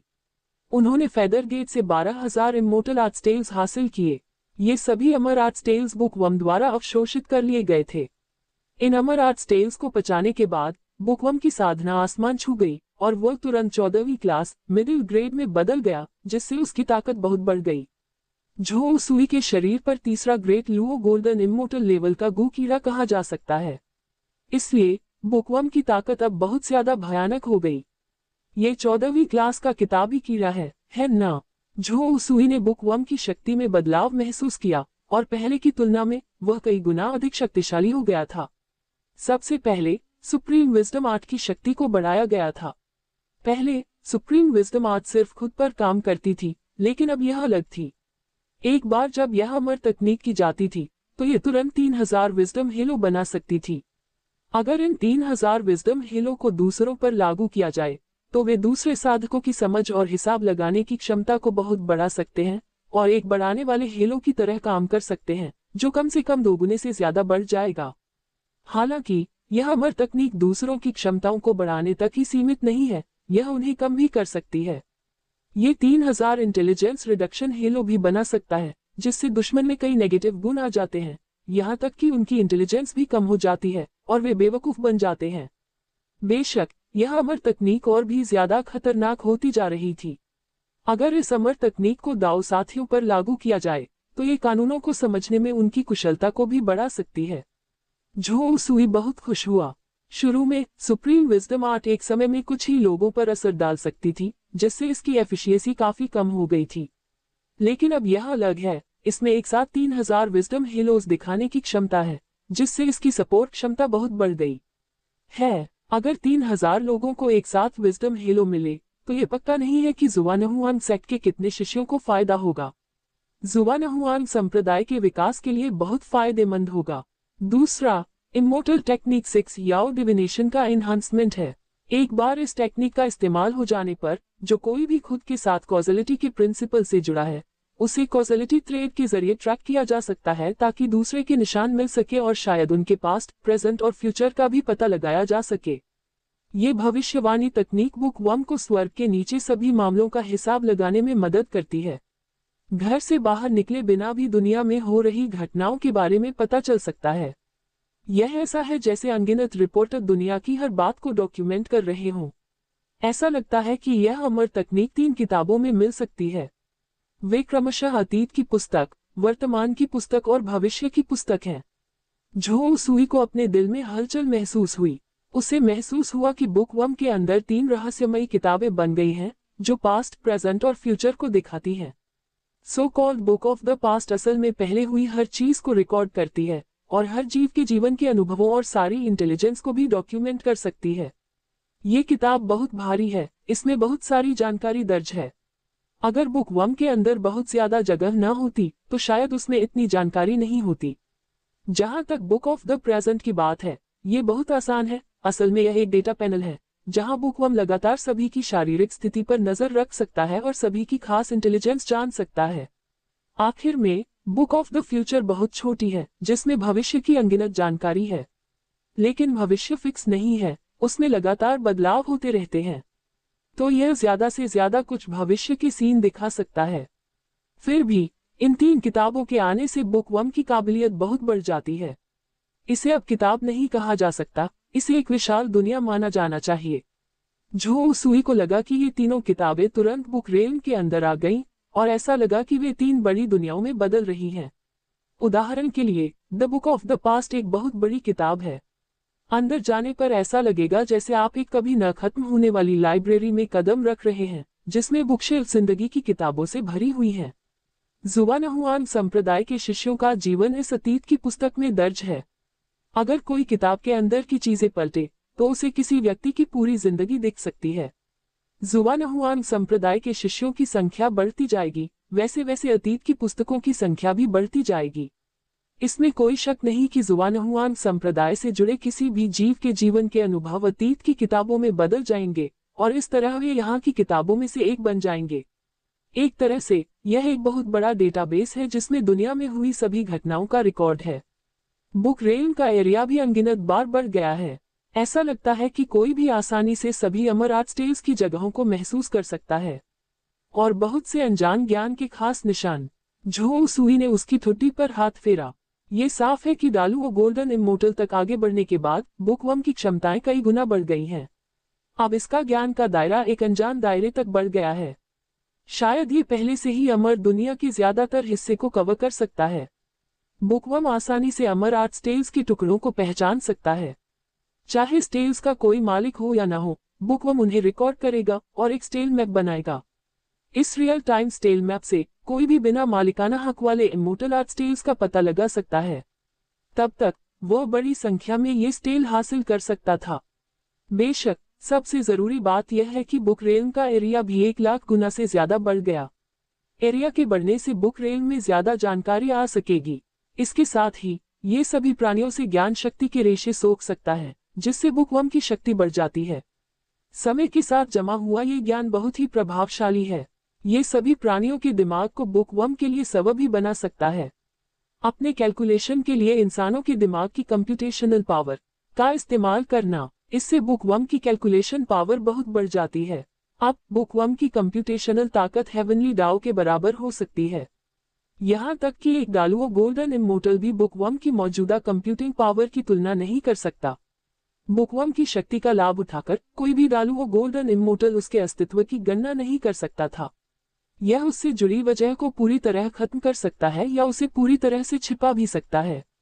जैसा कि कहा जाता है, कंप्यूटिंग पावर में एक लाइन का फायदा मतलब है अनलिमिटेड बढ़त। गड़गड़ाहट टिल्ड। इस समय झो उसुई ने तुरंत अपने शरीर पर बुकवर्म को एक्टिवेट कर दिया, जिससे भविष्य देखने की क्षमता का इस्तेमाल हुआ। एक पल में पूरी मॉर्टल दुनिया अपनी अंतहीन कारण कार्य रेखाओं के साथ बुक रेल्म में प्रकट हो गई। मॉर्टल वर्ल्ड से मिली जानकारी के अनगिनत टुकड़े बुक रेल्म में मिल गए। तभी उसके सामने मॉर्टल वर्ल्ड के भविष्य के नजारे तुरंत सामने आ गए। दशकों, सदियों, सहस्राब्दियों, 10,000 साल, 1 लाख साल, 1 लाख साल। पलक झपकते ही अब से 10 लाख साल बाद की दुनिया का भविष्य उसकी चेतना के सागर में गहराई से दिखाई दिया।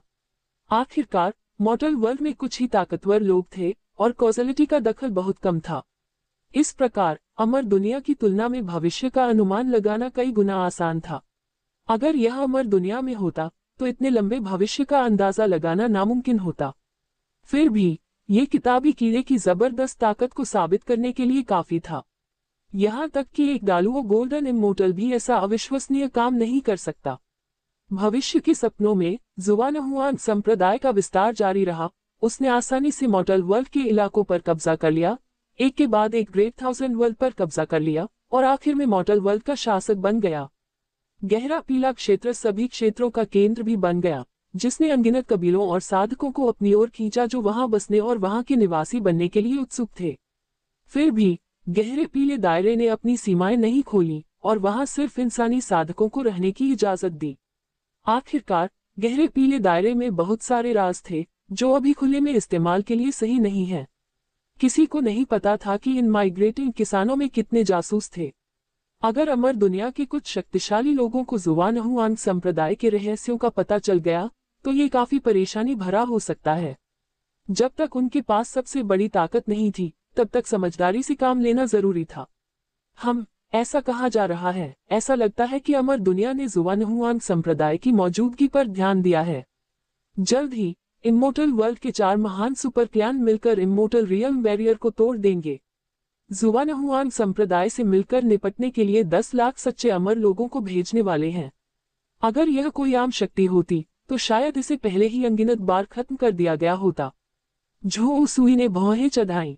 उन्होंने मॉर्टल वर्ल्ड के भविष्य के विजन में देखा। लाखों ट्रू इमॉर्टल्स एक बड़े जुलूस में उतर रहे थे जो मॉर्टल वर्ल्ड के लिए एक अकल्पनीय ताकत थी। कोई भी आम इंसानी ताकत इतने सारे सच्चे अमर लोगों के आने के सामने पूरी तरह से बेबस हो जाएगी। लेकिन दुर्भाग्य से ज़ुआनहुआंग संप्रदाय कोई सामान्य नश्वर शक्ति नहीं है। एक खास नजरिए से इसे पहले से ही एक गोल्डन इमोर्टल पावर माना जाता था, शायद एक डालुआ गोल्डन इमोर्टल पावर भी। इसलिए सिर्फ 10 लाख सच्चे अमर लोगों का उतरना खुद को बर्बाद करने के अलावा और कुछ नहीं होगा।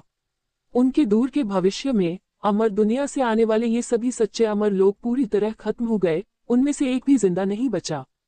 इतने सारे ट्रू इमॉर्टल्स के गिरने के बाद इसने इमोर्टल वर्ल्ड के 4 बड़े सुपर क्लैन को पूरी तरह डरा दिया, जिससे वे बहुत गुस्सा हो गए। फिर भी वे लाचार थे। मॉर्टल वर्ल्ड के कानूनों का सामना करते हुए इमोर्टल वर्ल्ड के डालुआ गोल्डन इमॉर्टल्स भी बस हैरान रह गए और बेकार में आहें भरने लगे। इस तरह अमर दुनिया की सेनाओं के पास ज़ुआनहुआंग संप्रदाय के खिलाफ अपना अभियान छोड़ने के अलावा कोई चारा नहीं था। आखिर अगर नीचे आने वाले 10 लाख ट्रू इमॉर्टल्स खत्म हो जाएं, तो क्या उन्हें अगली बार 10 मिलियन 100 मिलियन ट्रू इमॉर्टल्स भेजने की जरूरत होगी? ये बिल्कुल नामुमकिन प्रस्ताव था। इतने सारे ट्रू इमॉर्टल्स के टेलीपोर्टेशन के लिए ही बहुत ज्यादा रिसोर्स और खर्च की जरूरत पड़ी। वे अपने अंदरूनी रिसोर्स और विरासत को हमेशा के लिए खत्म नहीं कर सकते थे। इसके अलावा अगर वे सफल भी हो गए तो भी कोई फायदा नहीं होगा। तो बहुत सोचने के बाद इन अमर दुनिया की ताकतों ने हार मान ली और असहाय होकर देखते रहे कि ज़ुआनहुआंग संप्रदाय ने नश्वर दुनिया पर कब्जा कर लिया है। लेकिन इस तरह ये इमोर्टल वर्ल्ड की ताकतें इमोर्टल दायरे के हर कोने पर नजर रखती थी, हर ज़ुआनहुआंग सेक्ट कल्टीवेटर पर नजर रखती थी जो ऊपर चढ़ता था, और जैसे ही वे दिखाई देते थे इमोर्टल वर्ल्ड में जोरदार शिकार शुरू कर देती थी। उन्होंने सोचा कि आखिरकार ज़ुआनहुआंग संप्रदाय के शिष्य अमर दुनिया में चले जाएंगे और वे बस वही उनका इंतजार कर सकते हैं। बदकिस्मती से उन्हें इस बात का कोई अंदाजा नहीं था कि ज़ुआनहुआंग सेक्ट ने बहुत पहले ही अमर दुनिया में स्मगलिंग करने का तरीका सीख लिया था। इमोर्टल असेंशन प्लेटफॉर्म पूरी तरह से बेकार हो गया था। ट्रू इमोर्टल्स के इस ग्रुप से निपटने के बाद ज़ुआनहुआंग सेक्ट के डेवलपमेंट में आगे कोई रुकावट नहीं आएगी। हालांकि यह सच में थोड़ा हाई प्रोफाइल है और ज़ुआनहुआंग सेक्ट को कई अमर दुनिया की ताकतों की नजर में लाता है, लेकिन यह जरूरी है क्योंकि ज़ुआनहुआंग संप्रदाय अब बहुत शक्तिशाली और विशाल हो गया है। इसे छिपाने की कोशिश करना असल में नामुमकिन है। जब तक ज़ुआनहुआंग संप्रदाय नश्वर दुनिया में रहेगा, कोई भी अमर दुनिया की ताकत उसका कुछ नहीं बिगाड़ सकती। झो उसुई ने उसकी ठुड्डी पर हाथ फेरा। उन्होंने इस प्लान की डिटेल्स पर सोचा, इसके कारणों और नतीजों को समझा। इस तरह चाहे कुछ भी हो जाए वह हारे नहीं। फिर भी सबसे जरूरी बात उनकी अपनी खेती थी। अगर वह डालुआ गोल्डन इमोर्टल या इमोर्टल किंग भी होता तो इससे कोई फर्क नहीं पड़ता कि वह कितना हाई प्रोफाइल था, कोई भी उसे छू नहीं सकता था। ये सोचते हुए उसे कोन ज़ुआनवू की याद आई। इतना समय साथ बिताने के बाद आपसी प्यार परफेक्ट हो गया था और फल पूरी तरह पक गया था। अगर वह इस अमर महिला को जीत लेता तो इससे उसकी साधना जरूर काफी बढ़ जाती। वूश, ये सोचकर झो उसुई ने कोई हिचकिचाहट नहीं दिखाई। उसकी आकृति टिमटिमाती हुई स्पेस में घूमती हुई और तुरंत कोन ज़ुआनवू के घर पर पहुंच गई, जो पहले से ही एक प्रोहिबिशन एरे से घिरा हुआ था जो समय और स्पेस को अलग कर रहा था। कोई भी बाहरी व्यक्ति अंदर किसी भी गड़बड़ी का पता नहीं लगा सका। तुम कमीने, तुम फिर से मेरे घर में क्या कर रहे हो? कोन ज़ुआनवू की खूबसूरत आंखें उस आदमी को देखकर गुस्से और नखरे से भर गईं, जो अब ऐसी हरकतों का आदी हो चुका था क्योंकि पिछले 2 लाख सालों में वह अक्सर उसे छेड़ने के लिए उसके घर आता था। साथ ही कभी कभी वह अपने लिए कुछ अमर गोलियां, अमर फल भी लाता था। अगर दूसरे की मदद न होती तो वह इतनी जल्दी स्वर्ग में अमर नहीं बन पाता। फिर भी ऐसा लगता है कि इस आदमी का उसके साथ कुछ भी करने का कोई इरादा नहीं है, जिससे वह गुस्सा और चिढ़ जाती है। उसे कोई अंदाजा नहीं है कि यह आदमी उसके लिए क्या मायने रखता है। अगर वह उसे पसंद करता है तो उसने कुछ क्यों नहीं किया? अगर वह उसे पसंद नहीं करता तो उसे इतने कीमती तोहफे क्यों दिए? हालांकि वह जानती है कि यह मुश्किल से मिलने का एक तरीका है, फिर भी उसे बहुत ज्यादा गुस्सा आता है। दूसरे के इरादों के बारे में पक्का ना होना। तुम्हारी थोड़ी याद आई। झो सुई आगे बढ़ा और सीधे इस खूबसूरत लड़की की पतली कमर को गले लगा लिया। उसने एक काले रंग का हल्का गॉस पहना था जो उसके सुंदर और आकर्षक फिगर को छिपा नहीं पा रहा था। उसका जोशीला शरीर हल्का सा दिख रहा था, पतली कमर आसानी से पकड़ी जा सकती थी, लंबे सुंदर पैर, वह बस एक बेमिसाल खूबसूरती थी। उसकी खूबसूरत आंखें झरने के तालाब जैसी थी, साफ और ट्रांसपेरेंट, फिर भी उनमें एक धुंधली धुंध थी, नाजुक रूप से आकर्षक, दया जगाने वाली। बदमाश, तुमने कितनी औरतों से ऐसे शब्द कहे हैं? कोंग जुआनवू का सुंदर चेहरा लाल हो गया। उसकी खूबसूरत आंखें झो सुई को गुस्से से घूर रही थी, वह शर्मीली और नाराज दोनों थी। फिर भी उसका दिल बहुत खुश था, इस आदमी ने आखिरकार उस पर डोरे डाले। सच में, उनमें अभी भी एक बेमिसाल आकर्षण है। मैंने तो बस तुमसे ये शब्द कहे हैं, अगर एक भी झूठ है तो भगवान मुझ पर बिजली गिरा दे। झो सुई रोमांस में माहिर होने के कारण स्वाभाविक रूप से जानता है कि कौन से शब्द कहने चाहिए और कौन से नहीं। वह ये वाक्य आसानी से बोल सकता है। पाह, कौन नहीं जानता कि आप बिजली गिरने से नहीं डरते? कोंग जुआनवू ने चिढ़कर उस आदमी को देखकर आंखें घुमाई, लेकिन अब वह मना नहीं कर सकती थी। इस आदमी ने उसे बिस्तर पर दबा दिया और वह जल्दी से दुल्हन के कमरे में चली गई। अगली सुबह गुफा हवेली के अंदर झो सुई ने कोंग जुआनवू की शानदार सुंदरता को अपनाया, उसके जोशीले शरीर और रेशमी मुलायम त्वचा को महसूस किया। इतने लंबे समय के बाद आखिरकार उसे वह मिल ही गई। बेशक कोंग जुआनवू अभी भी एक स्वर्गीय अमर है। झो सुई के लिए, जो पहले से ही गोल्डन इमोर्टल के पीक पर है, यह मदद खास तौर पर जरूरी नहीं है। लेकिन फिर भी कोंग जुआनवू के शरीर पर मौजूद बहुत ज्यादा प्योर एनर्जी ने उसकी केव हेवन वर्ल्ड में बहुत ज्यादा मात्रा में कभी न टूटने वाला सामान बनाने में मदद की, जिससे उसकी साधना में बढ़ोतरी हुई। बेशक कोंग जुआनवू की तरक्की सबसे ज्यादा थी, उसे झो सुई से बहुत ज्यादा ओरिजिन एनर्जी मिली, जिससे उसकी साधना आगे बढ़ी। हेवनली इमोर्टल के शिखर तक पहुंचना भी बस समय की बात है। इससे भी महत्वपूर्ण बात यह है कि उन्होंने झो सुई से कानूनों की अच्छी समझ भी हासिल की।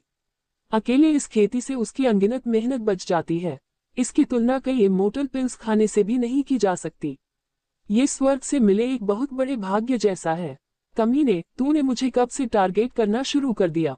कभी नहीं सोचा था कि मैं आखिरकार तुम्हारी पकड़ से बच जाऊंगा। कोंग जुआनवू झो सुई के शरीर पर लेटी थी, गुस्से में और परेशान दोनों। उसने कभी नहीं सोचा था कि इतने लंबे समय तक छिपने के बाद भी वह इस आदमी के हाथों में पड़ जाएगी। ऐसा लग रहा था कि वह कभी बच नहीं पाएगी। हालांकि उसके लिए यह एक अच्छी बात हो सकती है। इस आदमी के साथ रहकर वह भी ऊंचे लोकों तक पहुंच सकती है। पहली मीटिंग से झो सुई ने ईमानदारी से माना कि उस समय वह सच में उसकी सुंदरता से प्रेरित था। अब भी वह अपने असली इरादों को नहीं भूला है। मुझे पता था कि तुम एक बदमाश हो, एक के बाद एक औरतों से प्यार करते हो। आपने अब तक कितनी महिलाओं से शादी की है? क्या तुम्हारी नजर मेरे मालिक पर भी नहीं होगी? कोंग जुआनवू ने झो सुई को शक से देखा। उसे लगा कि यह आदमी असल में एक घोड़ा है। अगर उसकी नजर उसके खूबसूरत मालिक पर पड़ गई तो यह नामुमकिन नहीं होगा। ये सोचकर उसने उस आदमी को जोर से काट लिया। बदकिस्मती से उस आदमी का शरीर बहुत सख्त था, एक शानदार अमर कलाकृति की तरह, जिसे काटना नामुमकिन था। अगर मैं सच में तुम्हारी मालकिन को पसंद करूं, तो क्या तुम मुझे उनसे मिलवाओगे? झो सुई ने हिम्मत से कहा। बकवास, कुत्ते आदमी, हर औरत की यही इच्छा होती है ना? ये सुनकर कोंग जुआनवू को गुस्सा आ गया और उसने फिर से काट लिया। चाहे वह बदमाश कितना भी ताकतवर क्यों न हो, उसे सबक सिखाना ही होगा। इस बीच पृथ्वी अमर क्षेत्र में, ये जगह अमर दुनिया के सबसे करीब है। पता नहीं यहाँ कितने कबीले और सेनाएं रहती हैं। बूम, इस समय अर्थ इमोर्टल रेल्म के सभी बड़े कबीलों और सेनाओं को खबर मिली है कि बड़ी संख्या में ट्रू इमोर्टल्स नीचे आ रहे हैं। हर सेना गंभीर चेहरा दिखाती है, लड़ाई के लिए तैयार। आखिरकार यह मॉर्टल वर्ल्ड के लिए एक अनोखी घटना है जो पहले कभी नहीं हुई। यह मॉर्टल वर्ल्ड के इतिहास में अपनी तरह का पहला मामला है। जुवानहुआन संप्रदाय का दबाव बहुत ज्यादा है। बूम! इस समय पूरी पृथ्वी अमर दुनिया हिल गई, आसमान फटने लगा, बड़ी बड़ी सुनहरी किरणें दिखाई देने लगी जो अमर दुनिया की कभी न खत्म होने वाली खाली गहराइयों से जुड़ती हुई लग रही थी। अगले ही पल अमर दुनिया के बहुत सारे सच्चे अमर लोग स्पेस टाइम चैनल से गुजरे और अमर दुनिया से नश्वर दुनिया में उतर गए। कवच पहने हुए थे, पूरी तरह से हथियारों से लैस थे और उनसे मारने का डरावना इरादा निकल रहा था। अर्थ इमोर्टल रेल में दिखने पर पूरी ग्रेट थाउजेंड वर्ल्ड कांप उठी। ट्रू इमोर्टल्स की आभा बिना किसी रोक टोक के निकली, जिससे विशाल शून्य बिगड़ गया और स्पेस टाइम में कई दरारें बन गईं। धरती के अमर लोक में सभी पुरानी ताकतें कांप उठी, बेकाबू होकर कांपने लगी। आखिरकार उन्होंने अपने जीवन में इतने सारे अमर दुनिया के सच्चे अमर लोगों को कभी नहीं देखा है। ये बस एक अभूतपूर्व स्थिति है। ये बहुत बड़ा चढ़ाकर कहा गया है। क्या अमर दुनिया की पुरानी ताकतें पूरी तरह से गुस्सा हो गई हैं? उन्होंने असल में इतने सारे सच्चे अमर लोगों को नीचे भेजा है। क्या यह उम्मीद के मुताबिक नहीं है? वह जुवानहुआन सेक्ट बहुत ज्यादा हावी और रौबदार है। उसने अनगिनत दुनियाओं पर कब्जा कर रखा है और दूसरे कबीलों के रहने के लिए कोई जगह नहीं छोड़ी है। जुवानहुआन सेक्ट को बिल्कुल भी नहीं संभाल पाते, बस उन्हें मॉर्टल वर्ल्ड में अपना कहर जारी रखते हुए देखते रहते। अर्थ इमोर्टल रेल्म की कई पुरानी ताकतें बहुत ज्यादा एक्साइटेड और इमोशनल थीं। आखिर उन्होंने भी ऐसा नजारा पहली बार देखा था। अगर जुवानहुआन सेक्ट से इतना बड़ा खतरा न होता तो अमर दुनिया की कई पुरानी ताकतें इतनी ज्यादा कीमत चुकाने को तैयार नहीं होती, इतने सारे सच्चे अमर लोगों को भेजकर। इसके अलावा ये सच्चे अमर लोग सबसे अच्छे हैं। उन्होंने कई मिलियन सालों तक अलग अलग जातियों के युद्ध के मैदान में लड़ाई लड़ी है। अब जब वे मॉर्टल वर्ल्ड में आ गए हैं तो ये बस एक डायमेंशनल अटैक जैसा है। कोई सोच भी नहीं सकता कि उनकी शक्ति किस हद तक इस्तेमाल हो सकती है।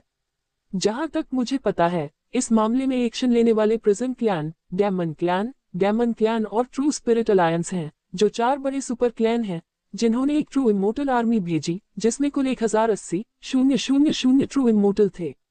इसके अलावा ये सभी true immortal standard armoured suit पहने हुए हैं और लोग ग्रेट इमोर्टल आर्टिफैक्ट्स पकड़े हुए हैं। नहीं, इतनी भयानक सेना, अगर कोई पृथ्वी अमर भी आ जाए तो वे मारे जाएंगे। रुको, ह्यूमन कबीले का क्या?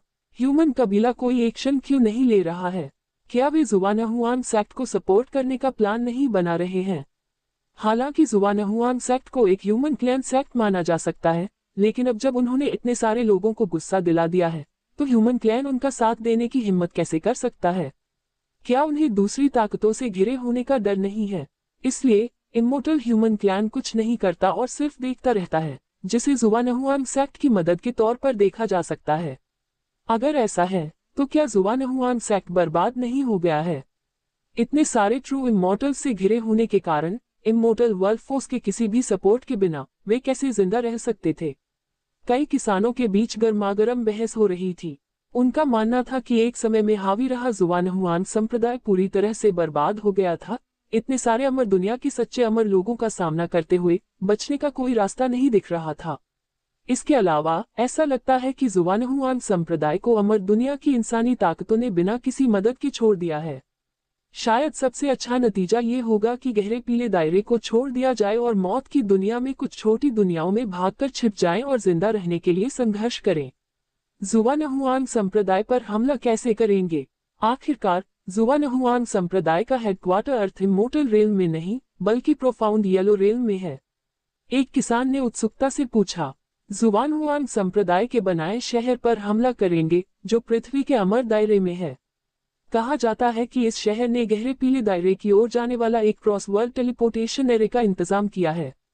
जब तक वे बिजली की तेजी से शहर पर कब्जा करते हैं और दुनिया भर में टेलीपोर्टेशन एरे पर कब्जा करते हैं, फिर कई अमर दुनिया के सच्चे अमर लोग आसानी से गहरे पीले दायरे में पहुंच सकते हैं और इस इंसानी कबीले को खत्म कर सकते हैं। कई साधक जोश के साथ चर्चा कर रहे थे और उन्हें लगा कि वे इस सच्ची अमर सेना का मुख्य प्लान पहले ही समझ गए हैं। ये प्लान काफी आसान है, जैसे कोई स्ट्रैटेजी साफ दिख रही हो। जुवानहुआन संप्रदाय को खत्म करना चाहता है और उन्हें इतिहास में बदलना चाहता है। असल में हालांकि जुवानहुआन सेक्ट का कभी भी अर्थ इम्मोर्टल रेल्म को जीतने का इरादा नहीं था, फिर भी उन्होंने सेक्ट के लिए एक गढ़ के तौर पर वहां एक शहर बनाया जिसका नाम इटर्नल पीस सिटी रखा गया। इस शहर के साथ जुवानहुआन संप्रदाय के अनुयायी पृथ्वी के अमर दायरे में आजादी से आ जा सकते हैं और इससे अलग अलग संसाधन हासिल कर सकते हैं। एक बार अर्थ इम्मोर्टल रेल्म की सेनाएं इटर्नल पीस सिटी पर हमला करने की कोशिश कर रही थी, लेकिन उन्हें आसानी से पीछे हटा दिया गया। इसे पृथ्वी अमर क्षेत्र का अजेय शहर भी कहा जाता है। अब जब लाखों इम्मोर्टल वर्ल्ड ट्रू इम्मोर्टल्स आ रहे हैं, तो जाहिर है इटर्नल पीस सिटी उनके लिए एक कांटा, एक परेशानी बन जाती है। जुवानहुआन संप्रदाय पर हमला करने के लिए इटर्नल पीस सिटी का इस्तेमाल एक स्प्रिंगबोर्ड के तौर पर भी कर सकते हैं। Swish swish swish. एक और दिन की कोशिश के बाद कई सच्चे अमर लोग जो अमर दुनिया से आए थे, वे धरती के अमर दायरे से उड़कर एक साथ इकट्ठा हुए, क्योंकि वे अलग अलग जगहों पर बहुत दूर दूर से आए थे। हालांकि इन अमर दुनिया के सच्चे अमर लोगों के इकट्ठा होने के लिए एक दिन का समय काफी है। ये साफ है कि वे प्रिजन क्लैन, डेमन क्लैन और ट्रू स्पिरिट अलायंस के ट्रू इमॉर्टल्स में से हैं, और उनमें कोई ह्यूमन क्लैन ट्रू इमॉर्टल्स नहीं है। वे पूरी तैयारी के साथ, कई युद्ध हथियारों के साथ युद्ध के मैदान में हैं। इससे उनकी सफलता भी पक्की हो जाती है। आखिरकार ये अमर दुनिया के सच्चे अमर लोग नाकामी के नतीजे नहीं झेल सकते। अगर वे फेल हो जाते हैं, तो इमोर्टल वर्ल्ड के 4 बड़े सुपर क्लैन के लिए भी एक और वंश का इंतजाम करना पक्का नहीं है। इसमें शायद सालों या दशकों लग जाएं, इसलिए सफलता बहुत जरूरी है। मुझे लगता है कि इस बार नीचे उतरने का हमारा मकसद सभी को पता है। ये ह्यूमन जुवानहुआन सेक्ट को खत्म करने के लिए है। इस जानलेवा ट्यूमर को पूरी तरह से खत्म करना है। हम इंसानों को दुनिया पर हावी होने की इजाजत बिल्कुल नहीं दे सकते। एक डेमन अर्थ इमोर्टल ने गुस्से में कहा, जो demon clan true immortal army का लीडर था और कई डेमन क्लैन ट्रू इमोर्टल्स को मैनेज करने के लिए जिम्मेदार था, जिनकी कल्टीवेशन अर्थ इमोर्टल के लेवल तक पहुंच गई थी। नश्वर दुनिया में ऐसी ताकत को अजेय माना जाना चाहिए। शुरू में इमोर्टल वर्ल्ड के कई हाई लेवल इमोर्टल्स ने सोचा कि कई अर्थ इमोर्टल्स को खत्म करना काफी होगा, लेकिन सेफ्टी के लिए उन्होंने कई ट्रू इमोर्टल्स को खत्म कर दिया, जिससे इस बार फुल प्रूफ सिक्योरिटी पक्की हो गई।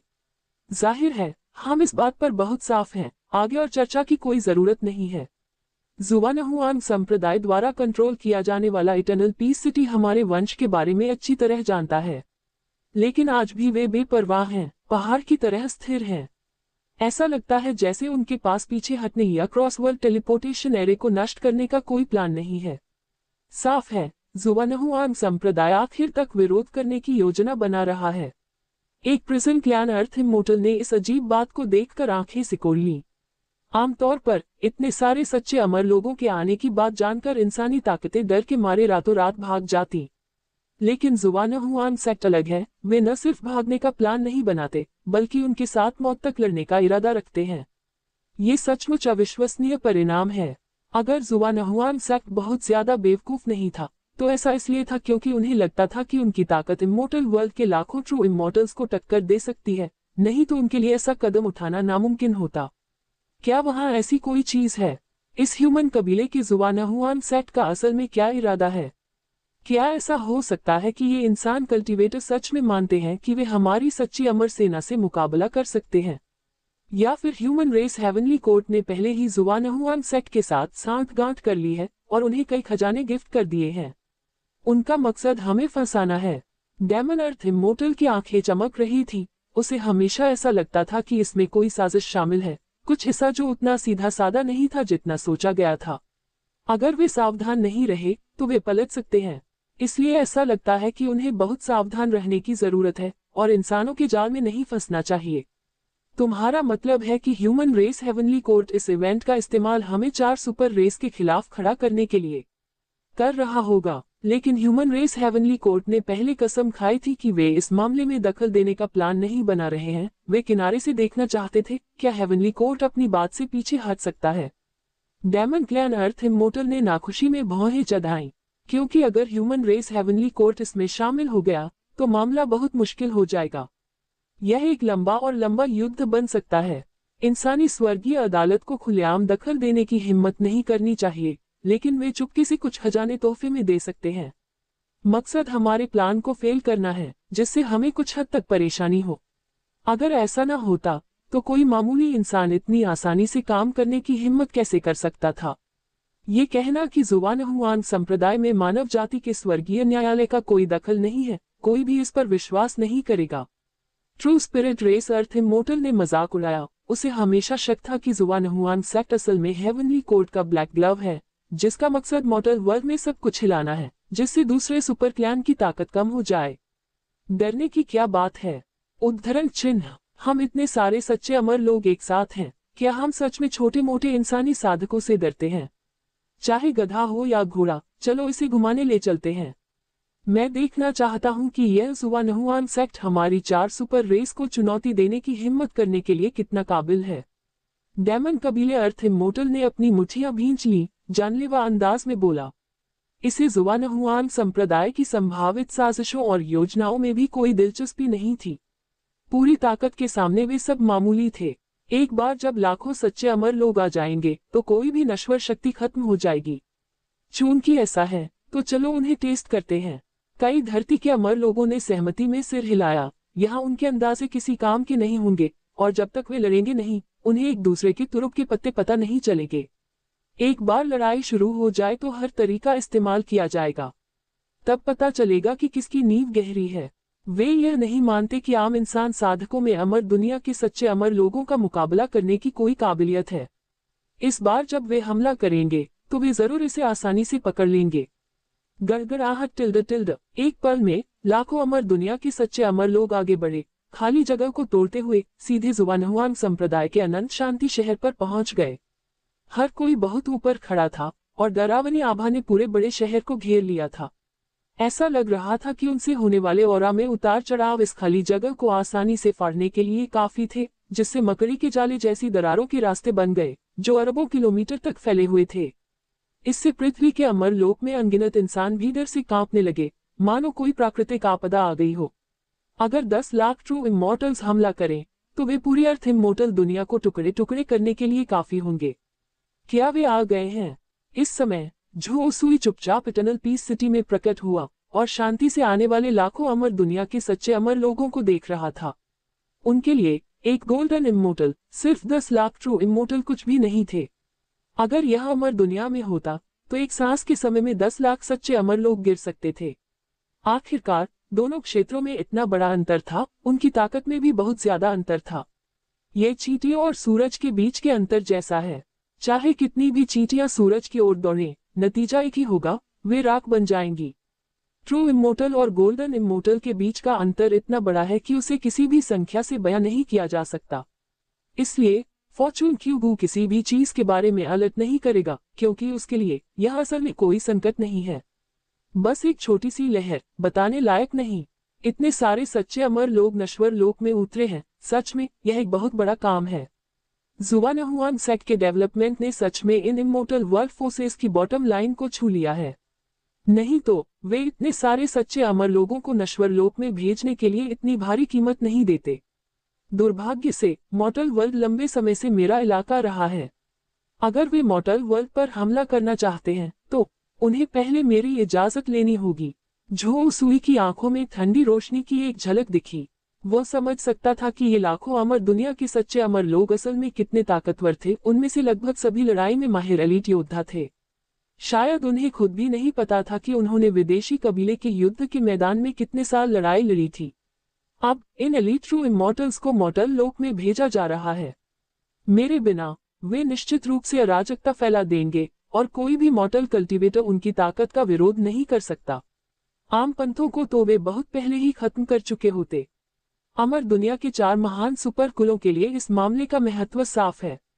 अगर मुझे इस अमर दुनिया के सच्चे अमर लोगों के ग्रुप से निपटना है तो मुझे थोड़ी कोशिश करनी होगी, नहीं तो इससे काफी परेशानी हो सकती है। झो सुई की आंखें चमक उठी जब वह सोच रहा था कि इन अमर दुनिया के सच्चे अमर लोगों से कैसे निपटा जाए। बेशक अगर उसने खुद इन सच्चे अमर लोगों के खिलाफ काम किया तो अमर दुनिया के डालुओ गोल्डन अमर लोग या अमर राजा भी उसके बारे में कुछ शक वाला पता लगा सकते थे। इसलिए अगर उसने कुछ करने का फैसला किया तो उसे इन सच्चे अमर लोगों के साथ मिलकर जल्दी से स्थिति को सुलझाना होगा। इस तरह एक्सपोजर की संभावना कम हो जाएगी। मुझे ड्रीम सोल गो की शक्ति का उपयोग करना चाहिए। ड्रीम रेन की शक्ति अगोचर है। अगर कोई अमर राजा भी बीच में आ जाए तो भी उन्हें मेरी मौजूदगी का पता नहीं चलेगा। उस विचार के साथ झो सुई ने संकोच नहीं किया, तुरंत ड्रीम सोल्गू की शक्ति को सक्रिय कर दिया। सर्वोच्च तकनीक स्वप्न प्रवेश किलोमीटर के दायरे को घेर लिया। लाखों इमोर्टल वर्ल्ड ट्रू इमोर्टल्स की ताकतवर भीड़, साथ ही कई अर्थ इमोर्टल्स, सभी पर ड्रीम एंट्री की पावर ने जरूर हमला कर दिया और उन्हें पता भी नहीं चला कि क्या हुआ और वे तुरंत सपनों की दुनिया में चले गए। हर कोई लकड़ी के मुर्गे की तरह हैरान था, उनकी आंखें खाली थी, वे पहले से ही एक भ्रम में फंसे हुए थे, खुद को बाहर नहीं निकाल पा रहे थे। इसके साथ ही इन अमर दुनिया के सच्चे अमर लोगों की आत्माओं में बुरे सपने के बीज बो दिए गए।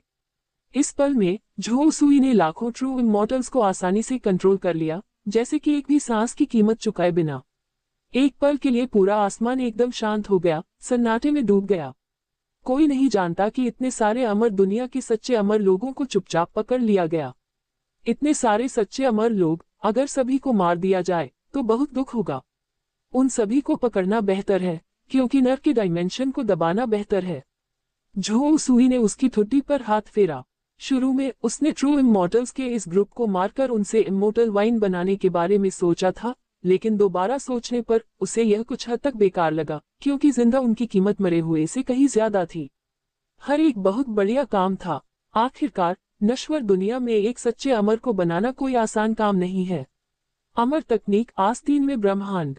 एक पल में झो सुई ने अपना हाथ हिलाया, आसपास का स्पेस टाइम बदल गया और अगले ही सेकंड में कई अमर दुनिया के सच्चे अमर लोग उसके अंदर के स्पेस में कैद हो गए। अचानक दुनिया के 10 लाख अमर लोगों की खतरनाक भीड़ बिना किसी निशान के गायब हो गई, जैसे कि वे कभी प्रकट ही नहीं हुए थे। बुरा नहीं, बुरा नहीं, ये अमर दुनिया के सच्चे अमर लोग बहुत अच्छे काम हैं। उनकी यादों को बदलने के बाद मैं उन्हें अलग अलग हेल डायमेंशन में दबा दूंगा। फिर हर हेल डायमेंशन की रक्षा एक सच्चा अमर करेगा। इस तरह हेल डायमेंशन में किसी भी गड़बड़ी के बावजूद उन्हें दबा दिया जाएगा। बुरी आत्माओं के नरक से भागने का कोई दृश्य कभी सामने नहीं आएगा। झो सुई को काफी संतुष्टि महसूस हुई। अमर दुनिया की ताकतें सच में किस्मत दिखाने वाले लड़के हैं, जिन्होंने उसे इतने सारे सच्चे अमर मजदूर दिए, वरना उसे नरक को दबाने के लिए जरूरी मदद नहीं मिलती। आखिरकार नरक के स्वामी को भी कई बैल के सिर और घोड़े के चेहरे वाले मददगारों की जरूरत होती है।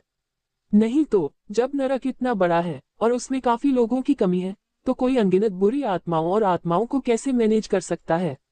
इन सच्चे अमर लोगों के आने से बेशक उनकी जरूरतें पूरी हो गईं। अगर अमर दुनिया ने सच्चे अमर लोगों को फिर से नीचे भेजने की हिम्मत की, तो वे सब दबा दिए जाएंगे और उसके बैल जैसे सिर और घोड़े जैसे चेहरे वाले गुलाम बन जाएंगे। इस समय इटर्नल पीस सिटी में जुआनहुआंग संप्रदाय के कई शिष्यों ने ये सब देखा। हर कोई हैरान था, उन्हें समझ नहीं आ रहा था कि अभी क्या हुआ, क्या हो रहा है। दुनिया के लाखों अमर लोग कहाँ चले गए। जुआनहुआंग संप्रदाय का एक शिष्य पूरी तरह हैरान था। शुरू में लाखों इमॉर्टल वर्ल्ड ट्रू इमॉर्टल्स को हमला करते देखकर वह बहुत डर गया था, दुश्मन के साथ मरने के लिए तैयार था। कौन सोच सकता था कि खतरनाक इमॉर्टल वर्ल्ड ट्रू इमॉर्टल्स एक पल में बिना किसी निशान के गायब हो जाएंगे। कोई भयंकर युद्ध भी नहीं हुआ, वे बस गायब हो गए। वह समझ नहीं पा रहा था कि क्या हुआ, ये सच में यकीन से परे था। पूछने की जरूरत नहीं है, सेक्ट के मास्टर ने अभी पर्सनली दखल दिया है और लाखों इमॉर्टल वर्ल्ड ट्रू इमॉर्टल्स का हल निकाला है। जुआनहुआंग सेक्ट के सामने जो मुसीबत आई थी वह अब हल हो गई है। एक महायान साधक ने सही कहा जब उसे संप्रदाय के गुरु का संदेश मिला, जिससे पता चला कि दुनिया के लाखों अमर सच्चे अमर दबा दिए गए थे और किसी भी दुश्मन ने फिर से इटर्नल पीस सिटी पर हमला करने की हिम्मत नहीं की। अमर दुनिया से यह मुसीबत चुपचाप गायब हो गई। क्या सेक्ट के मास्टर ने अभी अभी कोई हरकत की? हमने मास्टर का फिगर क्यों नहीं देखा? मूर्ख, संप्रदाय का गुरु ऐसा अस्तित्व है कि अगर वह हमारे पास भी आ जाए, अगर वह नहीं चाहता कि हम उसे देखें, तो हम उसे देख ही नहीं सकते। असंभव। ये किस तरह की रहस्यमयी शक्ति है जो इतनी असाधारण रूप से शक्तिशाली है? क्या तुम्हें पूछने की जरूरत भी है? संप्रदाय के गुरु इतने लंबे समय से साधना कर रहे हैं कि वे बहुत पहले ही अमर हो चुके हैं। नहीं तो वे 2 लाख साल से ज्यादा कैसे जिंदा रह पाते? एक आम महायान साधक अब तक बुढ़ापे से मर गया होता। हाँ, ये सच है, लेकिन मुझे उम्मीद नहीं थी कि सेक्ट के मास्टर ने आज तक अमर दुनिया में जाने का फैसला नहीं किया है, बल्कि हमारी नश्वर दुनिया में ही बने हुए हैं। क्या यह अच्छी बात नहीं है? जब तक सेक्ट का मास्टर जुवानहुआन सेक्ट की रक्षा करता है, भले ही इमोर्टल वर्ल्ड से इमोर्टल लोग सच में आ जाएं, वे हमारे जुवानहुआन सेक्ट का कुछ नहीं कर पाएंगे। जुवानहुआन संप्रदाय के कई शिष्य आपस में बातें कर रहे थे, उनमें से हर कोई बहुत खुश था। शुरू में उन्हें लगा कि वे पूरी तरह से बर्बाद हो गए हैं और इटर्नल पीस सिटी अर्थ इमोर्टल रेल्म के इतिहास का हिस्सा बन सकता है, फिर कभी अस्तित्व में न आना। आखिरकार उनके दुश्मन अमर दुनिया के लाखों सच्चे अमर लोग थे, जिनसे निपटना आसान नहीं था। लेकिन उन्होंने संप्रदाय के रहस्यमयी और अथाह गुरु को कमाका सेक्ट के मास्टर को खुद आने की भी जरूरत नहीं पड़ी और उन्होंने आसानी से लाखों ट्रू इमोर्टल्स से डील किया। उन्हें लगा कि अगर इमोर्टल वर्ल्ड और इमोर्टल्स को भी भेजेगा तो ये खाना पहुंचाने जैसा ही होगा, पूरी तरह से महत्वहीन। ... कुछ घंटे बाद अर्थ इमोर्टल रेल में कई पुरानी ताकतों के साधक बहुत परेशान थे, क्योंकि उन्हें अमर दुनिया के सच्चे अमर लोगों से कोई खबर सुने हुए काफी समय हो गया था। आमतौर पर चाहे सफलता हो या असफलता, अब तक कोई न कोई खबर आ जानी चाहिए थी, लेकिन अब तो कोई खबर ही नहीं थी। यह एक मौत जैसी खामोशी है जिससे वे और ज्यादा कांपने लगते हैं। जितने लंबे समय तक कोई खबर नहीं आएगी, स्थिति उतनी ही गंभीर होने की संभावना है। क्या हो रहा है? क्या ट्रू इमोर्टल्स को इटर्नल पीस सिटी पर हमला करने के लिए नहीं भेजा गया था? इतने समय से कोई खबर क्यों नहीं है और आसपास के जासूस भी पूरी तरह से गायब हो गए हैं? एक डेमन रेस कल्टीवेटर बहुत परेशान लग रहा था। उसे लग रहा था कि चीजें खतरनाक होने लगी हैं। शुरू में ये सोचा गया था कि अमर दुनिया से 10 लाख सच्चे अमर लोगों के आने से जुवानहुआन संप्रदाय से निपटना आसान हो जाएगा। कौन सोच सकता था कि अब पूरी तरह सन्नाटा होगा? सोचिए, ये अमर दुनिया से 10 लाख सच्चे अमर लोग थे, तो कोई खबर कैसे नहीं हो सकती थी? ये सारे लॉजिक को गलत साबित करता है। असल में ये सब घटनाएं झो सुई की वजह से हुई। झो सुई ने न केवल 10 लाख ट्रू इमोर्टल्स को सील कर दिया, बल्कि आसपास के सभी जासूसों को भी पकड़ लिया। इस वजह से कोई भी वापस रिपोर्ट नहीं कर पाया। अरब किलोमीटर के दायरे में एलियन कल्टीवेटर्स का कोई जासूस नहीं था, इसलिए प्राचीन सेनाओं को कोई खबर नहीं मिली। क्या ऐसा हो सकता है कि वे सभी सच्चे अमर लोग नष्ट हो गए हों? एक डेमन क्लैन कल्टीवेटर अपने दिल की गहराई में एक अजीब सा डर महसूस करते हुए अपना शक जाहिर करने से खुद को रोक नहीं पाया। भले ही उसे ऐसा करना लगभग नामुमकिन लग रहा था, लेकिन अब ये पूरी तरह नामुमकिन नहीं लग रहा था। आखिरकार उन ट्रू इमोर्टल्स के घमंड और मॉर्टल कल्टीवेटर्स के लिए उनकी नफरत को देखते हुए, अगर उन्होंने इटर्नल पीस सिटी को जीत लिया होता तो वे अब तक बहुत शोर मचा चुके होते। इस समय कोई खबर क्यों नहीं आ रही है? कोई खबर न होना सबसे बुरी खबर है। असंभव, क्या मजाक है? वे अमर दुनिया से 10 लाख सच्चे अमर थे, वे ऐसे कैसे मर सकते हैं? भले ही वे 10 लाख सुआ हों, उन्हें मारने में कुछ समय तो लगेगा। हाँ, सही है, तुम्हारा मजाक बिल्कुल भी मजेदार नहीं है। वे अमर दुनिया के सच्चे अमर थे, एक नश्वर साधक के लिए वे अजेय हैं। वे सब कैसे खत्म हो सकते हैं? ये ट्रू इमोर्टल्स थे, सुआ नहीं। ये ऐसी चीज नहीं है जिन्हें आप ऐसे ही मार सकते हैं। बिल्कुल, जुवानहुआन सेक्ट भले ही बहुत ताकतवर हो, लेकिन यह अभी भी सिर्फ एक मॉर्टल वर्ल्ड सेक्ट है। इमोर्टल वर्ल्ड ट्रू इमोर्टल्स की तुलना में कौन जानता है कि यह कितना कम है? अगर आप समझदारी से बात नहीं कर सकते तो मत बोलो। कोई भी आपको गूंगा नहीं समझता। कई एलियन साधकों ने तुरंत अपना सिर हिलाया। सबने सोचा कि ऐसी घटना हो ही नहीं सकती। ये बहुत अजीब था। सबसे बुरा नतीजा भी ऐसा नहीं होगा। कुछ साधक तो नाराज भी हो गए। उन्हें लगा कि ऐसी बातों से अमर दुनिया के सच्चे अमर लोगों का अपमान होता है।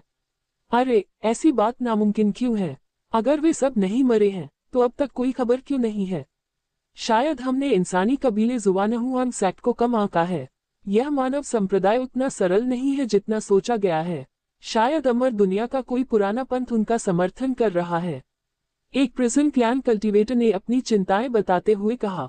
जैसे जैसे समय बीतता गया, ऐसा लगने लगा कि अमर दुनिया के सच्चे अमर लोग पूरी तरह खत्म हो गए हैं। नहीं तो कोई भी खबर नहीं हो सकती। बस बहस की कोई जरूरत नहीं है, तथ्य शब्दों से ज्यादा बोलते हैं। जुवानहुआन संप्रदाय के हाथों मारे गए हैं या नहीं, हम इसकी जांच के लिए साधकों को भेजेंगे। मुझे विश्वास है कि हमें जल्द ही जरूरी खबर मिल जाएगी। एलियन जाति के एक सच्चे अमर ने गहरी आवाज में कहा और तुरंत आदेश जारी कर दिया। तुरंत कई एलियन स्काउट्स खुफिया जानकारी इकट्ठा करने के लिए इटर्नल पीस सिटी के आसपास की ओर निकल पड़े। कुछ और घंटे बीत गए। कई खुफिया जानकारी तुरंत वापस भेज दी गई, जो एलियन जातियों के नेताओं को पता चल गई। इंटेलिजेंस पहले ही वापस आ चुकी है। इटर्नल पीस सिटी को कोई नुकसान नहीं हुआ है, यह अभी भी जुवानहुआन सेक्ट के कंट्रोल में है। लेकिन अमर दुनिया से 10 लाख सच्चे अमर लोग बिना किसी निशान के गायब हो गए हैं। कोई नहीं जानता कि वे कहाँ गए हैं। बेशक इंटेलिजेंस से पता चलता है कि अमर दुनिया के सच्चे अमर लोग पूरी तरह हार गए हैं। इस एलियन ट्रू इमोर्टल का चेहरा बहुत गंभीर हो गया। हालांकि उन्हें इसका अंदाजा था, लेकिन जब इंटेलिजेंस उनके सामने आई तो वे निराश हुए बिना नहीं रह सके। क्या? इन शब्दों पर वहां मौजूद विदेशी साधक चुप हो गए, एक भी शब्द नहीं बोल पाए। वहां मौजूद किसान मूर्ख नहीं थे, वे स्वाभाविक रूप से समझ गए थे कि यह इंटेलिजेंस क्या दिखाता है। ये बात कि उन्हें अब अमर दुनिया से सच्चे अमर लोगों के निशान नहीं मिल रहे थे, इसका मतलब था कि अगर सच्चे अमर लोग मरे नहीं थे तो उन्हें पकड़ लिया गया था। किसी भी हालत में वे इस युद्ध में पूरी तरह से हार गए। जुवानहुआन संप्रदाय को जरा भी नुकसान नहीं पहुंचाया था। ये सच में बड़ा चढ़ाकर कहा गया है। अगर खुद अनुभव न किया होता तो कौन यकीन करता कि जुवानहुआन संप्रदाय के पास इतनी शक्ति थी। अब हम क्या करें? अगर अमर दुनिया के सच्चे अमर लोग भी जुवानहुआन संप्रदाय का मुकाबला नहीं कर सकते, तो क्या हम सच में जुवानहुआन संप्रदाय के खिलाफ लड़ सकते हैं? कई विदेशी साधक बहुत उदास दिख रहे थे, उनके दिल चिंता से भरे हुए थे, क्योंकि 10 लाख सच्चे अमर लोग भी बिना किसी निशान के गायब हो गए हैं। अगर जुवानहुआन संप्रदाय ने उनसे निपटने का फैसला किया, तो हो सकता है कि वे भी बिना दफनाने की जगह के मर जाएं। उन्हें विरोध करने का कोई रास्ता नहीं मिलेगा। ईमानदारी से कहूं तो ताकत के मामले में हम जुवानहुआन संप्रदाय को हरा नहीं सकते। जुवानहुआन संप्रदाय जैसा अभी है, उससे हम निपट नहीं सकते। सिर्फ अमर दुनिया की सेनाएं ही जुवानहुआन संप्रदाय से निपट सकती हैं। तो इस मामले की रिपोर्ट ऊपर तक करें, ये पहले ही हमारी पहुंच से बाहर है। अगर हम सच में उन्हें रोक नहीं सकते, तो हम सिर्फ अर्थ इमॉर्टल रेल्म से पीछे हट सकते हैं और खेती करने के लिए दूसरे 1000 महान लोकों में जाओ। कुछ पुराने विदेशी किसानों ने बेबसी से कहा। वे पहले से ही पृथ्वी के अमर क्षेत्र से पीछे हटने की तैयारी कर चुके थे। जुवानहुआन सेक्ट की ताकत का सामना नहीं कर पाते, तो उनके पास अपनी जान बचाने के लिए वहां से जाने के अलावा कोई चारा नहीं होता। आखिरकार अगर हरी भरी पहाड़ियां बनी रहीं, तो जलाने के लिए लकड़ी तो होगी ही। अगर उनकी जान चली जाती है, तो बाकी कुछ भी मायने नहीं रखता। ठीक है, कई विदेशी किसानों ने सहमति में सिर हिलाया। वे सब चले गए और अमर दुनिया के अमर लोगों से संपर्क करने के लिए सीक्रेट टेक्निक इस्तेमाल करने लगे, क्योंकि अमर दुनिया और नश्वर दुनिया के बीच अभी भी बहुत दूरी है। अगर सीक्रेट टेक्निक की पावर न होती, तो वे एक दूसरे से बातचीत नहीं कर पाते। इसके अलावा हर कॉन्टैक्ट के लिए बहुत ज्यादा रिसोर्स की जरूरत होती है। यह ऐसा काम नहीं है जो अपनी मर्जी से किया जा सके। आम हालात में जब तक कोई बड़ी दिक्कत न हो, वे इमॉर्टल दुनिया के इमॉर्टल्स से कांटेक्ट नहीं करेंगे। लेकिन अब 10 लाख ट्रू इमॉर्टल्स के गायब होने से ये पहले ही एक बड़ी घटना बन चुकी है। इसलिए वे अमर दुनिया की अलग अलग ताकतों को इस बारे में बताने के लिए बड़ी कीमत चुकाना चाहेंगे। ... उसी समय इमॉर्टल वर्ल्ड को ट्रू इमॉर्टल सेना की भयानक हार के बारे में पता चला। Demon clan, prison clan, demon clan और ट्रू स्पिरिट अलायंस के दालुओ गोल्डन इमॉर्टल सभी बहुत भयानक लग रहे थे, क्योंकि उन्हें इस ऑपरेशन पर भरोसा था। उन्हें लग रहा था कि लाखों सच्चे अमर लोगों का दुनिया में आना पक्का है। लेकिन ये कितना समय हो गया था, वे अभी अभी मौत की दुनिया में उतरे ही थे, फिर भी लाखों सच्चे अमर लोगों के पूरी तरह खत्म होने की खबर उन तक पहुंच गई थी। ये तो उनके चेहरे पर एक तमाचा था। अगर यह खबर कहीं और फैली तो ये 4 बड़े सुपर क्लैन हंसी का पात्र बन जाएंगे। दूसरे इमॉर्टल्स भी हाई लेवल मेंबर्स को नाकाबिल समझेंगे। यह ऐसी बात थी जिसे वे बर्दाश्त नहीं कर सकते थे। ये नामुमकिन है। ये खबर असल में कहां से आई? उन सच्चे अमर लोगों की जीवन की आग अभी तक बुझी नहीं है। इसका मतलब है कि वे अभी मरे नहीं हैं। तो फिर उनके पूरी तरह खत्म होने की खबर क्यों फैली? डेमन कबीले के एक बड़े दालुओ गोल्डन इमॉर्टल ने अपनी भौहें सिकोड़ ली, समझ नहीं पा रहे थे, क्योंकि अगर वे सब सच में मर गए होते तो उन्हें तुरंत पता चल जाता, क्योंकि उनकी सारी जिंदगी की आग बुझ गई होती, जिससे ये जानना मुश्किल होता कि ऐसा क्यों हुआ। लेकिन बहुत सारे ट्रू इमॉर्टल्स मरे नहीं हैं, जो बहुत अजीब बात है। कुछ भी नामुमकिन नहीं है। हो सकता है कि जुवानहुआन संप्रदाय ने 10 लाख सच्चे अमर लोगों को कैद कर रखा हो। दूसरे पक्ष ने उन सच्चे अमर लोगों को नहीं मारा जो मौत की दुनिया में उतरे थे, बल्कि उन सभी को पकड़ लिया। इस तरह उन्हें कैदी बना लिया गया। मैंने अभी उन सच्चे अमर लोगों से संपर्क करने की कोशिश की और पाया कि उनसे बातचीत बहुत पहले ही बंद हो चुकी थी। इसमें कोई शक नहीं कि उन्हें कैद कर लिया गया है और उन्होंने अपनी आज़ादी खो दी है। प्रिजन क्लैन के डालुओ गोल्डन इमोर्टल ने गहरी आवाज में कहा, सीधे सीधे अपनी बात बताई। जुवानहुआन संप्रदाय के कैदी बन गए थे और सभी को जेल में डाल दिया गया था। आखिर यह जुवानहुआन संप्रदाय क्या है? असल में 1 मिलियन ट्रू इमोर्टल्स को तुरंत कैद करने में सक्षम होना, उन्होंने ये कैसे किया? डैमन कबीले के डालुओ गोल्डन इमोर्टल ने आंखें सिकोड़ कर देखा, यह महसूस करते हुए कि जुवानहुआन संप्रदाय बहुत अजीब था। उसे थोड़ा डर लगने लगा, शायद ये काम कोई अच्छा काम नहीं था। अगर यह अमर दुनिया में होता तो 10 लाख सच्चे अमर लोगों को तुरंत कैद करना कोई मुश्किल काम नहीं होता।